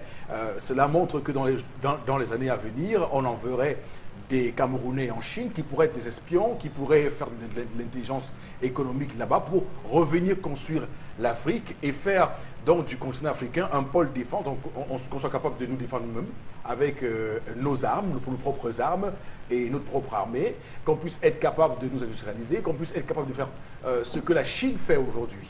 Oui, mais est-ce que nous le comprenons? Nos chefs d'État ne le comprennent pas, justement, puisqu'ils sont, permettez l'expression, entre guillemets, ils sont allés mendier. Effectivement, vous avez raison, M. Fopo-Sinegou. Lorsque Mao Tse-tung parle de la révolution culturelle, il y a tout dedans. Il y a l'économie, il y a l'industrie, il y a tout. Mais il y a surtout qu'un Chinois est d'abord Chinois parce qu'il est bouddhiste. Mais qu'est-ce que nous allons dans les églises et les mosquées? Qu'est-ce qui nous regroupe sur le plan spirituel? Il n'y en a pas.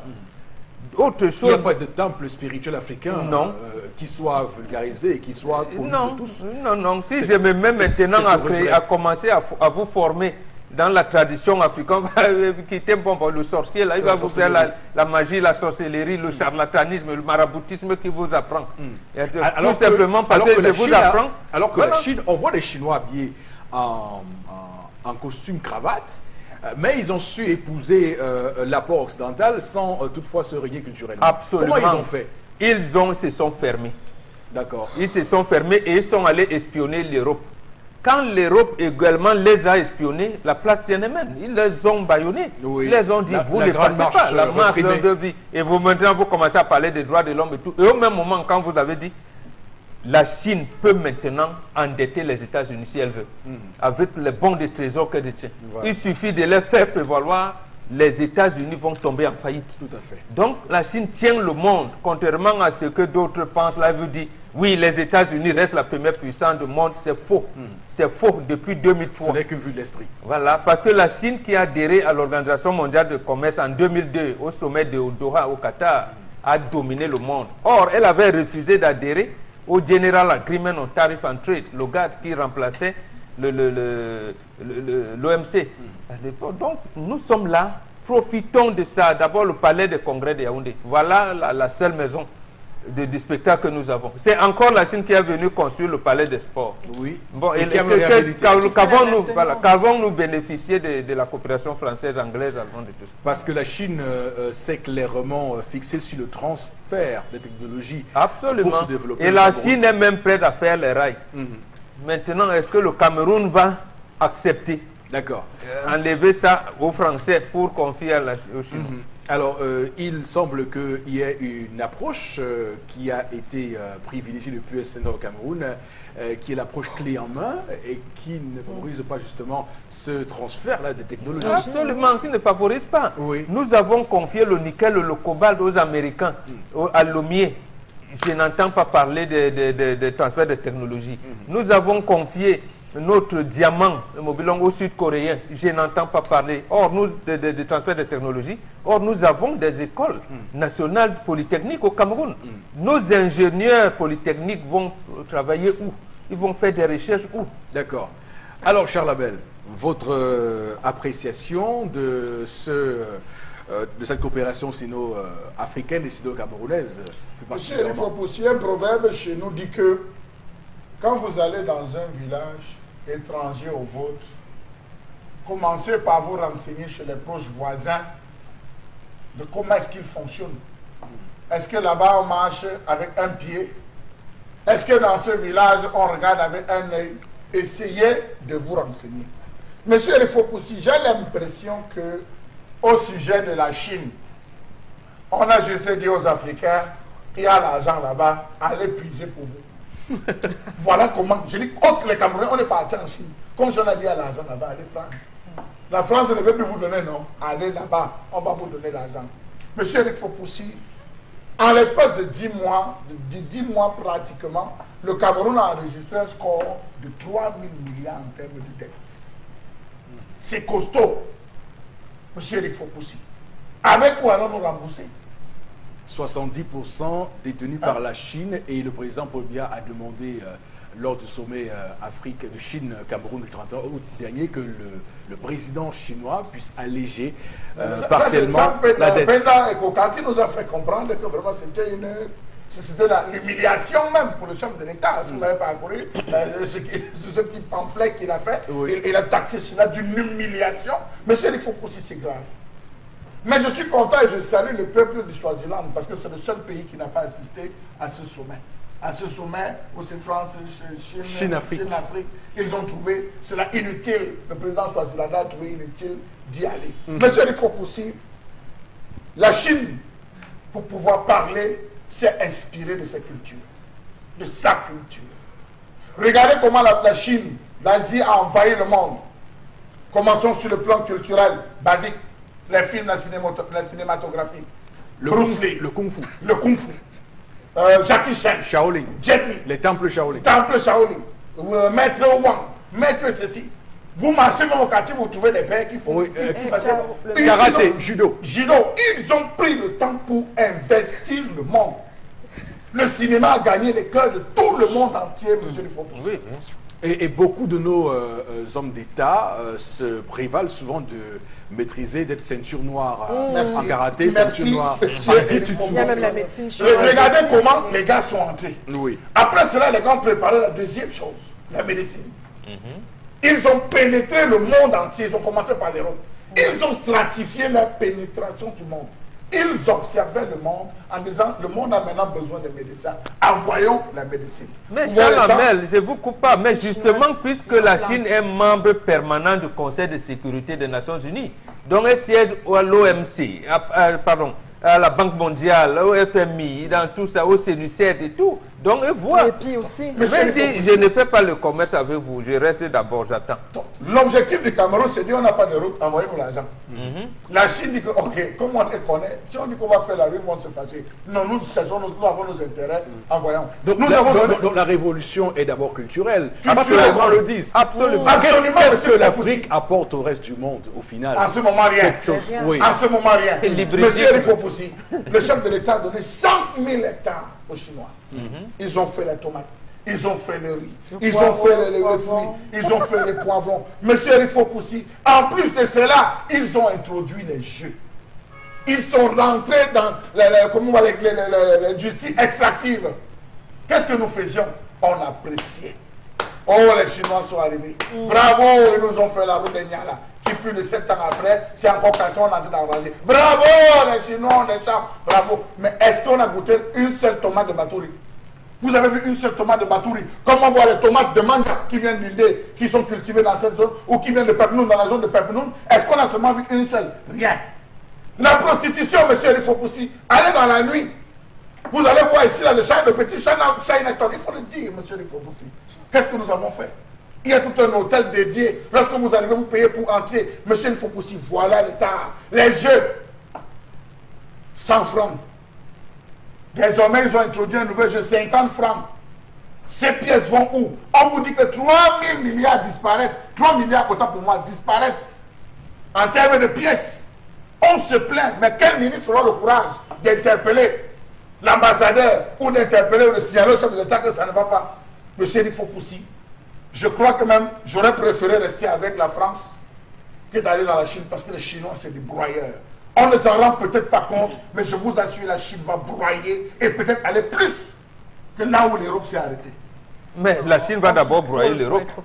Aujourd'hui, au 13e... J'ai dit par rapport à nous, hein, Non, mais la Chine la Chine est venue phagocyter le monde. Au 13e arrondissement de Paris, ils nous regardent, tous les restaurants sont détenus par les Chinois. Mais vous demandez le Mbongo Chobi là-bas, c'est le Chinois qui va servir. Mais Bombo, le problème qui se passe, et c'est peut-être là qu'il va falloir travailler vraiment sérieusement, c'est que tout le monde... chez nos dirigeants, on a l'impression qu'ils voient la Chine comme ce partenaire idyllique, comme cette belle fleur qui est inoffensive, qui ne peut rien faire, parce qu'elle a une approche différente de l'Europe. Je vous prends un exemple. Vous êtes à la télé, vous êtes en train de zapper les chaînes. Vous zappez à la télé. Lorsque vous arrivez sur une chaîne où c'est un film chinois, vous passez, vous vous arrêtez. Que les gars, si vous encore nous dit quoi? C'est comme ça, monsieur Rifopoussi.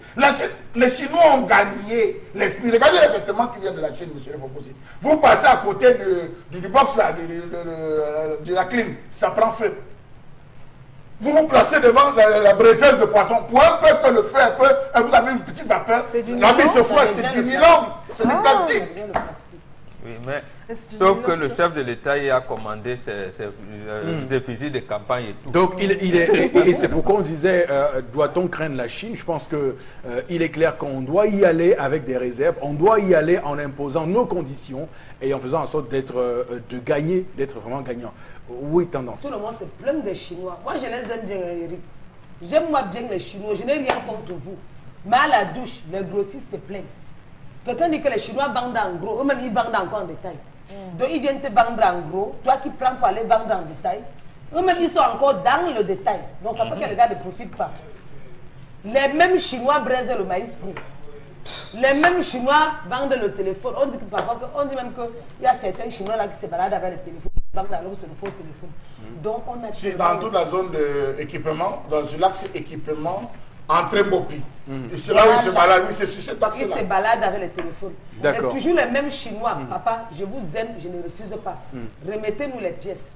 D'accord, c'est bon. Même les pièces pour écraser les condiments, on ne voit plus. On ne voit plus. Tu prends la moto, Alors Florazé, on va passer rapidement à l'autre information. La deuxième information, avant la dernière, on pense également, on parle de cette information qui continue de faire le buzz sur les médias avec l'assainissement du fichier de l'État. Et puis on rappelle que le président de la République avait donc décidé de mettre à la retraite une 60aine d'officiers. Et puis dans un décret donc rendu public le 25 juin dernier de cette année, le chef suprême des armées, avec donc mis à la retraite au total 79 officiers supérieurs des forces armées de la gendarmerie. Parmi cette soixantaine donc de colonels et assimilés, on a le colonel Didier Badjek, qui est donc chef de la délégation de la communication du ministère de la Défense. En principe, il va à la retraite le 6 avril 2019.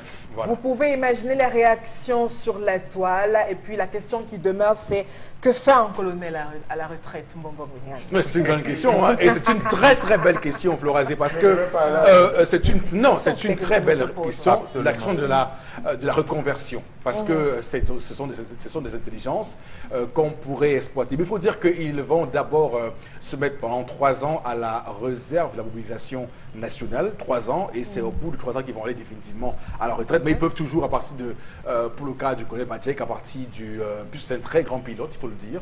Donc il a une expertise en la matière, on pourrait en profiter. Bon, Robenga, la question, je veux pas vous la reposer. Justement, voilà donc une vague, près de 80 personnes qui ont une terre pleine et bien faite, qui devraient enrichir le secteur privé camerounais.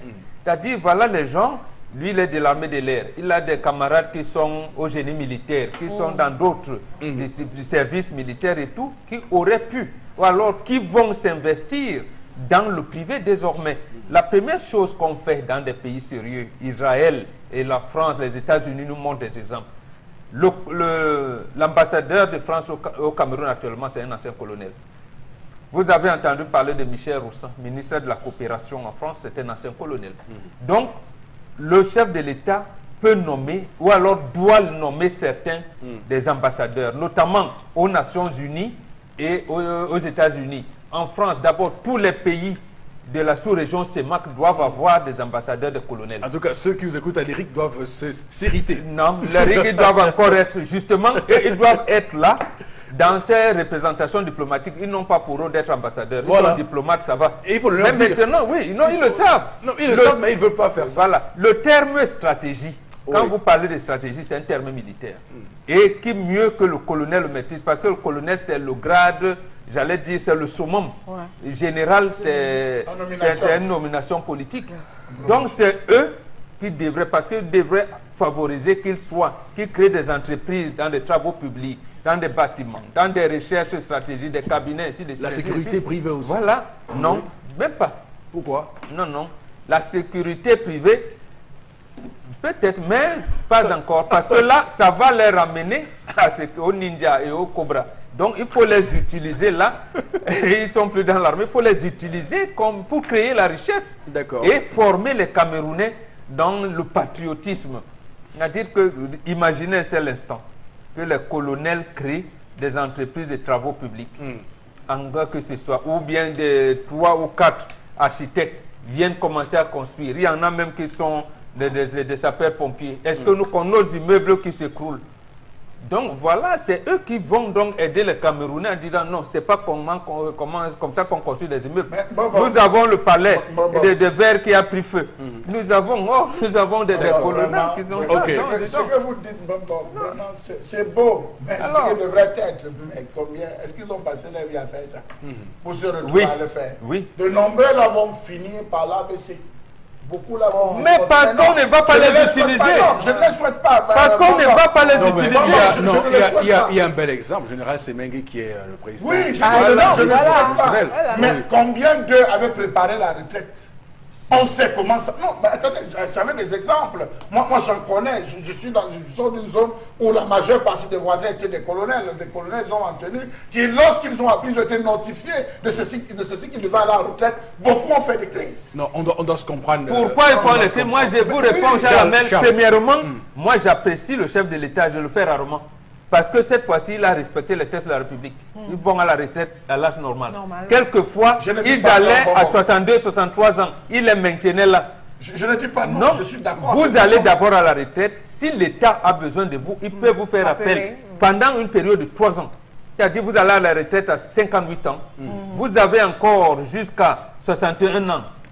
Vous commencez à vous préparer. Si on ne m'appelle pas, comme je suis pilote, je commence à voir des choses. Comme je suis architecte, je commence à voir si. C'est comme ça qu'un colonel... Je ne dis pas non, c'est par rapport à votre comité.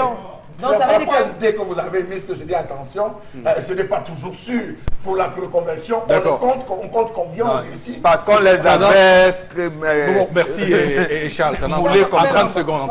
Sauve-moi un peu la vie, quoi. Donc, ça veut dire que tu parles en retraite. Après, on a besoin de tes services, on te rappelle. Oui, tout à fait. Et on paye le même salaire ou on paye le même salaire. Le colonel va à la retraite avec le même salaire. Okay. D'accord. Je voulais me rassurer. Quand on ne connaît pas, on demande. Non, mais c'est clair. Mais davantage aussi qu'il puisse être utilisé pour d'autres missions où il serait plus utile. Par exemple, être ambassadeur, comme l'a dit Boro Bengan, dans des pays stratégiques où ils peuvent servir même souvent. Comme en France, là, nous devons avoir un colonel ambassadeur en France. Qui Ce n'est pas les gens de qui peuvent servir d'espions. Alors, Florazé, je vous en prie. Oui. La dernière information, c'est avec cette note de la communauté urbaine qui annonce donc cette interruption de circulation, notamment des gros porteurs et des camions sur le tronçon Niala, Château, Rail précisément.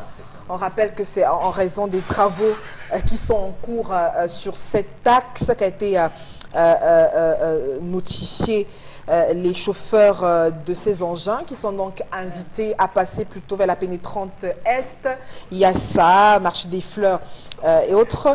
On rappelle que cette mesure ira jusqu'au 15 octobre prochain et ne concerne pas les bus de transport urbain et interurbain. On a essayé de circonscrire ainsi, peut-être pour essayer de décongestionner cette voie et permettre que les travaux se fassent le plus vite possible. On se rappelle justement de cette image qui a quand même irrité le monde entier aussi. Là, on a essayé, ça a irrité le monde entier, mais pas le gouvernement. Les Camerounais aussi, et beaucoup plus la population de Niala. Parce que ça aurait fait du grabuge. Tout à fait. Oui. Alors, bon, Bengan, juste une réaction à non, ça veut dire que d'ici au 15, ça veut dire que comme la communauté urbaine a requis le génie militaire pour nous aider à parer au plus pressé. Oui, aménager. Voilà, on va passer là très vite. D'accord. C'est ce qui est intéressant et intéressant qu'ils communiquent. Voilà. Mais on ne peut pas dire qu'on a réparé la route. On n'a pas réparé, on n'a rien réparé. On a fait pour que les gens passent. Oui, c'est tout. Voilà, on a bouché. Non, il n'y a pas de caniveau, donc ne pensez pas qu'on va refaire la route. Non, évitons la mauvaise foi sur ce plateau. Ce sont des travaux d'aménagement. Et dans travaux d'aménagement, on peut tout mettre. Donc on va attendre le 15 octobre prochain quand le tronçon sera rouvert aux gros porteurs et aux camions pour parler. Vous marchez avec le ministre Nganou Djoumessi. Dites une fois, et son ami non, pas.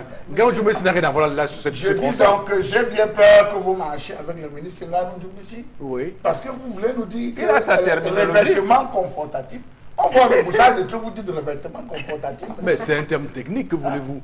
Ah bon? Oui, c'est un terme technique en génie civil. Et dans ça, vous mettez quoi, monsieur le faux? Il dit que bourrage est tout rébarbatif. Il ne faut pas utiliser ça. Quand on regarde le camion qui est dans l'eau, il dit le tout, cette fois-ci-là, le Seigneur nous a épargné de ça. Parce que pour nous, quand ça va venir, ça ne vient pas petit, ni doucement, ça vient tout beaucoup comme ça. D'accord. Mais si Seigneur, pour une fois qu'il n'y a pas. Voilà, il n'y a pas de voiture là. Bon. Ce n'est pas le Seigneur, c'est nous-mêmes. Donc tu vas dire que c'est tombé parce que le Seigneur nous a tout donné. Non, mais si Seigneur, cette fois-ci, n'a pas somnolé, parce que le camion peut être là quand ils disent que ça a écrasé les benzinés ou encore les taxis. Oui, qu'il faut filer. Les benzinés qui pouvaient s'aventurer là. Tu vois comment les gars souffrent et les benzinés, il y a les non, benzinés le trou là était tellement profond. C'était tellement profond que le benziné qui allait là, allait non seulement se mouiller, mais même son balai. Ok, même pas le benziné, le chauffeur. Merci Seigneur. Voilà. D'accord. Même le chauffeur et son motoboy. Ok, merci infiniment de nous rejoindre, madame, monsieur, sur Equinox Télévision. Nous sommes très heureux puisque c'est le 10-12, le Zénith. Après ce gros dossier consacré à la revue des réseaux sociaux, place maintenant à interpellation de ce matin. On va encore là voir ce que nous réservent les images concoctées par Cédric Chouna. Et on revient pour les commentaires. Il faut faire valoir l'économie du pays. En d'autres termes, faire valoir l'agriculture, ce qu'on a de plus chez nous. En d'autres termes, le Cameroun est riche de ressources naturelles. Mais moi, je pense qu'on ne valorise pas ça assez. Donc ça ne sert à rien de miser sur les activités économiques extra-naturelles, alors que nous, on doit d'abord valoriser la nature. Quand on voit les grands pays du monde, les États-Unis, la France, tous ces pays, ce sont des pays qui ont exploité leurs ressources naturelles au max.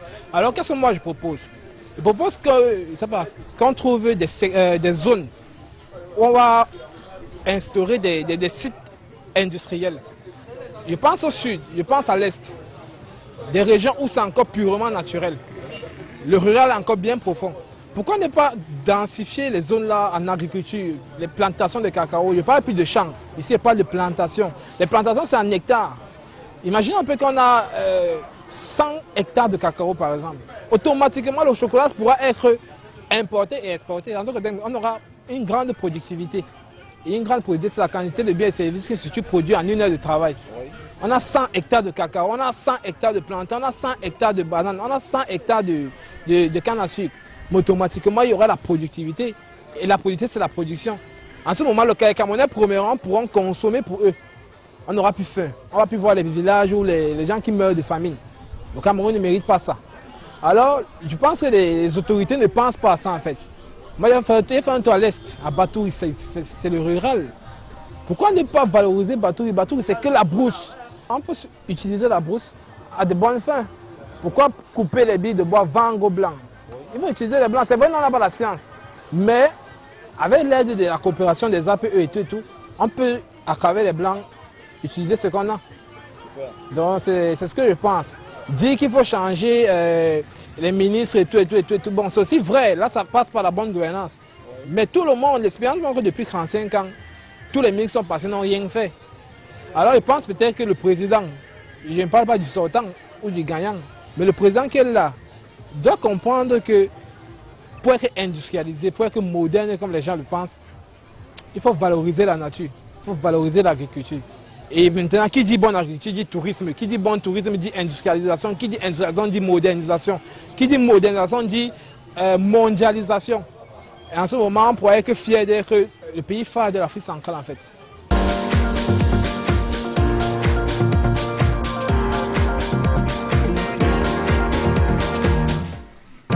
Voilà, retour sur le plateau, madame, monsieur, avec ce compatriote qui a fait un rêve à la manière de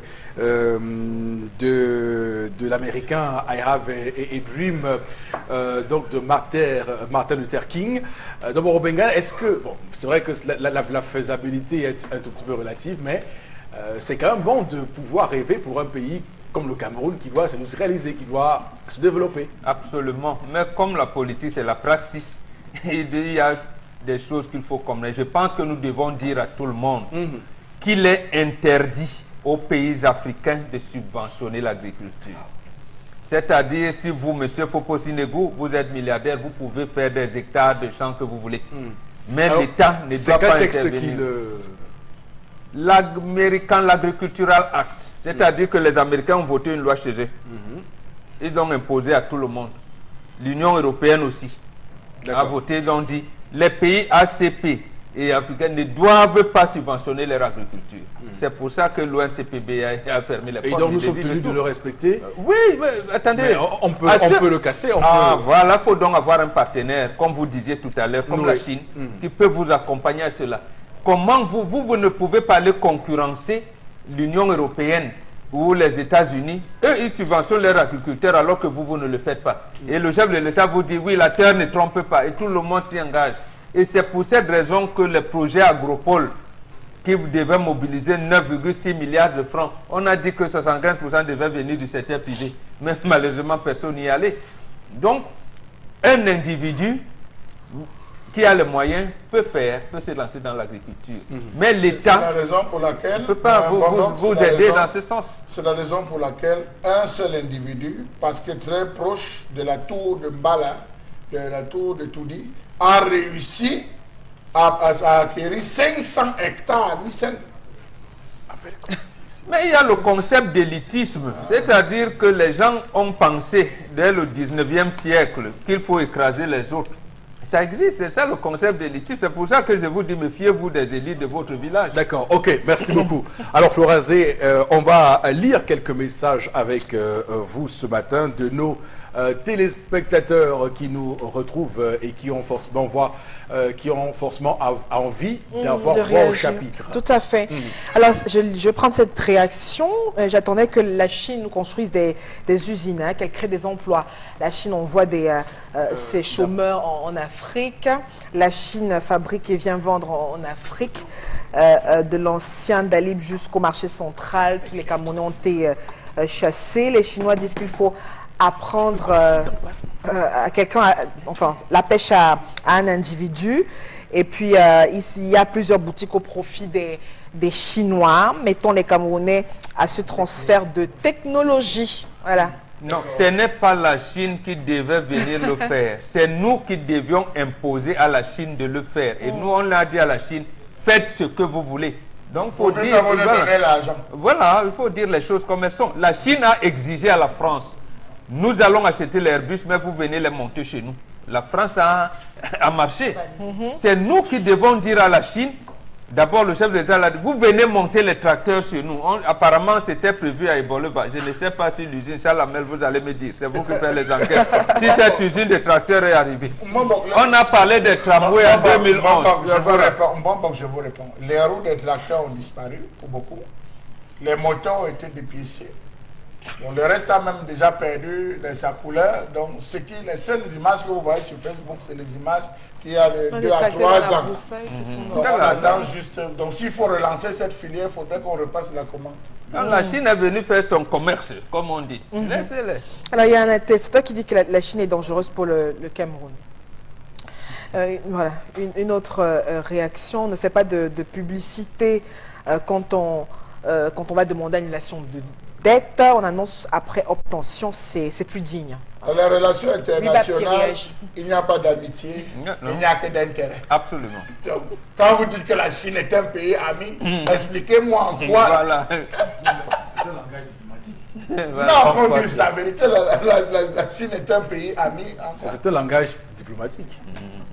On est venu chez vous, vous avez donné vos diamants aux Coréens, ils disent ok, nous venons exploiter. On enlève, on amène chez nous, on traite, on nettoie, on replace sur le marché, on vend, on vous donne 20%.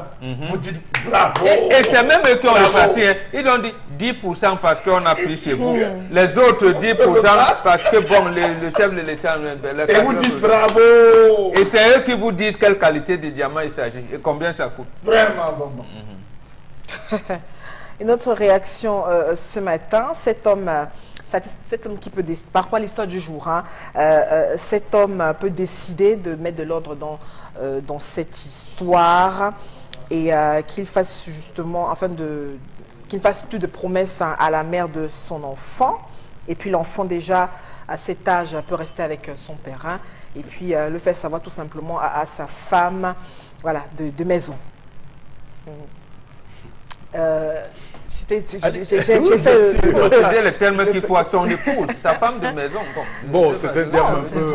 Voilà, rébarbatif. Bon, voilà, rock'n'roll, je voulais dire. Oui, il faut le raser. C'est sans embellir les mots et les fautes commises par les pas des hommes qui sont infidélités, disons plutôt l'adultère de l'homme doit assumer ses erreurs, car c'est à cause de lui que la femme en souffre aujourd'hui. Non, voilà. C'est plutôt la femme. C'est Ève, c'est vous qui lisez la Bible, c'est la femme qui a porté le péché au monde. Vous qui lisez la Bible. Bonjour. Alors, une autre réaction ce matin, ces caméras de surveillance. La colère de Chalamel ne sont pas vraiment là pour lutter contre le grand banditisme, même si c'est la raison que soulève l'administration, car en même temps, devant les caméras à 4 heures à Douala, on agresse toujours. Il y a une raison cachée derrière ces caméras, c'est Ibrahim Afumban qui réagit. Une raison cachée qui serait quoi? Bon, les rétros comme Chalamel, c'est vous que je voulais voir tout à l'heure. C'est vous que je cherchais. Regardez, monsieur. Oui, absolument, oui. Alors, il y a une autre réaction. Je suis un étudiant en logistique à Douala. Alors, j'ai un problème similaire d'enfant. J'aimerais, voilà, par rapport à l'histoire du jour. Là, il a ah, d'accord. Vous savez, il y a pas mal de personnes qui se retrouvent dans les histoires. Qui se reconnaissent ce matin. Et qui sont envahis par la mère de leur... qui sont Mais envahis. reconnaissez vos enfants, vous ramenez les enfants à la maison. L'autre femme, vous la... sinon madame va dire que vous vous rencontrez au petit Mais il faut coin. être ferme avec ces hommes Bambok. Qu'ils reconnaissent. Mais ils vont reconnaître. Celui-ci est un homme Qu'ils reconnaissent. responsable. On va pas faire et assumer les actes. Cessez de parler de l'adultère, l'infidélité de l'homme africain. Oh. Il n'est pas infidèle. Oh. Notre réaction, qu'elle accepte le statut de son époux. Je vis la même chose. Une de 18 ans, un autre de 9 ans. Et je n'ai que... Vous pouvez imaginer, c'est pas facile. Hein. Reconnaissez, ramenez ces enfants. Que votre mari ramène ses enfants à la maison. Vous les éduquez comme si c'était vos propres enfants. C'est tout. Oh. Il y a une autre réaction ce matin par rapport à les hommes ont un état de supériorité. Arrêtons de nous fermer et puis d'évoquer certaines raisons. D'après moi, l'homme n'est pas sérieux. Arrêtons de fermer les yeux. Ce qu'il faut dire, c'est que les femmes ne sont pas seulement des diables. Hein. La fille qui pose ce type d'acte ne sait pas qu'à la fin, elle est en train de perturber l'enfant. La personne qui a tout à perdre, c'est l'enfant. Ce n'est pas la fille, ce n'est pas la mère, ce n'est pas la fille. C'est l'enfant qui a tout à perdre. Au départ, elle va s'agiter, elle va faire tout ce qu'elle va faire, monter, crier, bavarder, s'agiter. Mais lorsqu'il faudra qu'elle affronte l'histoire face à l'enfant, elle ne pourra pas, c'est l'enfant qui aura tout perdu. Et c'est pour cette raison qu'on demande aux femmes mariées qui subissent ce genre d'études de se calmer. De se calmer et de tout faire. Si vous voulez aider votre mari, vous prenez cet enfant à la maison. C'est tout. C'est trop facile ça. La Chine a fait... La Chine a fait... Qu'est-ce que la Chine a fait au Cameroun? On a vu et on a dit beaucoup de choses, mais où sont les routes et bien d'autres. La Chine, le palais des congrès, c'est la Chine. Le palais des sports, c'est la Chine. Nous leur avons demandé quoi qu'ils n'ont pas fait. Non, même maintenant, nous leur avons demandé de construire le port en eau profonde de Kribi. Ils ont produit. Après, on a oublié qu'il fallait faire la route qui lie Kribi au port. On a dit, mais vous faites, on dit combien de kilomètres? 32.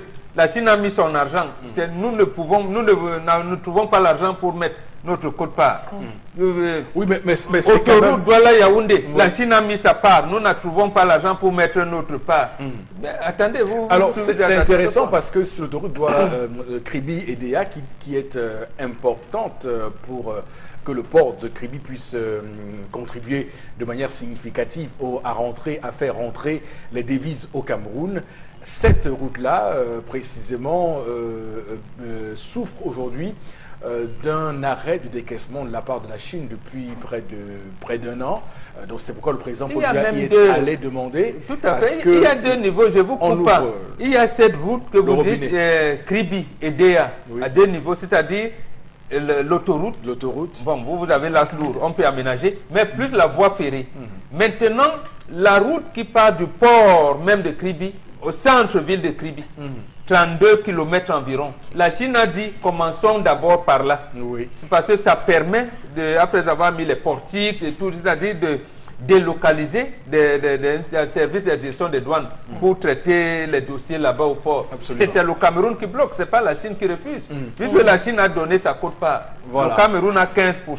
Dans cette affaire, et l'autre problème, c'est que la Chine se plaint de ce que le Cameroun ne met pas ses projets en maturation. Absolument. Les projets ne sont pas en maturation. C'est quand même, là encore, une honte, quand on se prend ainsi, que nos dirigeants se prennent, parce que il est inacceptable qu'on en soit à ce niveau-là au XXIe siècle, que des gens ne puissent pas faire des projets viables. Monsieur Eric Fopossé, le Cameroun est sénégalais, on veut la route.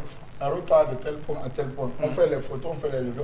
Vous voulez non, Charles, quand la Chine... Non, écoutez, la Chine fait du commerce. La Chine vous prête 500 milliards de francs CFA. On vous dit c'est sans intérêt. C'est sans intérêt. Mais il faut que le projet soit bien ficelé au moins. Que vous remboursiez, parce que si le projet est mal ficelé, le projet ne sera pas rentable. Absolument. Ou est-ce que ces bonhommes qui m'ont expliqué que le port de Kribi va rapporter tel ils vont et maintenant le port n'est pas rentable. Où vont-ils prendre l'argent? D'abord, l'autre barrage, j'ai même vu les noms. La Chine a construit. Vous avez oublié de vendre l'énergie électrique. Je l'ai fait sciemment pour conclure en disant que, pour peut-être reprendre les propos, qu'implicitement, le président Jacques Chirac avait dit lorsqu'il venait lors du sommet de France-Afrique, vous êtes des cons. Mais parce que vous êtes des cons, je préfère traiter avec vous pour mieux encore démontrer. C'est ça, puisque la Chine le sait. Lorsqu'elle arrive, elle a pris la peine d'étudier, elle connaît qui elle a en face, elle connaît qui sont les Camerounais. Depuis 70 quand même. Elle connaît qui sont les Camerounais, elle connaît le mode de fonctionnement des Camerounais. Donc, mais pour que le monde ne l'accuse pas d'avoir profité de la vulnérabilité, elle commence par décrire. Mais en tout cas, elle a commencé, je dis, à bloquer déjà les fonds parce qu'elle estime qu'il n'y a pas assez de garanties sur la faisabilité, sur la rentabilité des projets qu'elle mène au pays. Parce qu'il faut quand même dire que le port de Kribi avait été vanté comme étant cette panacée de l'économie camerounaise. Absolument. Nous sommes à quelques mois depuis mars dernier, on ne sait pas trop bien comment ça fonctionne. Peut-être, si vous permettez, on doit même lister pour qu'on se comprenne. La Chine s'engage à construire ce port parce que Rio Tinto Alcan allait y construire une autre usine. Donc il devait avoir l'extension d'Alucam là-bas parce que Natigal aussi devait être construit. La Chine met de l'argent. On pensait qu'on allait faire l'autoroute entre Edea et Kribi, entre Kribi et l'arrière-pays, donc en Bamki aussi et tout, plus la voie ferrée. Ben, la Chine construit, ça reste là. Natigal ne fonctionne pas. Et pire encore, Rio Tinto Alcan quitte à Lucan pour partir. Donc la Chine, comme vous dites, ne vaut pas en fait, la Chine et le Cameroun, ce qui se passait comme un grand frère. Qu'un petit frère vient voir le Cameroun et lui dit j'ai besoin de fonds pour faire la vente du plantain prune. Par exemple, plantain prune. Il dit ok mon petit frère, voilà 25 000. Il faut voir tout ce que tu veux. Mais le même petit vient 2 ans après dit là ça n'a pas suffi, il faut encore 10 000. Mais il ne voit après tu viens même voir, tu vois qu'il n'a même pas acheté le barbecue. Voilà ce qui se passe. Je vais vous dire quelque chose. Mbongo m'a poussé lorsque j'ai vu tous les discours. La petite anecdote que Mbongo avait lancée sur ce plateau m'a fait regarder les discours, la cérémonie là-bas. Je me suis rendu compte que tous riaient. Donc forcément, Mbongo n'était pas content. Il n'était pas content. Ok, c'est sur ce qu'on va mettre un terme à l'édition de ce matin. Madame, monsieur, merci infiniment de rester sur notre antenne. On va se donner rendez-vous pour demain 10h, rediffusion de l'émission à minuit TU et à 1h heure du Cameroun. Que Dieu bénisse le Cameroun.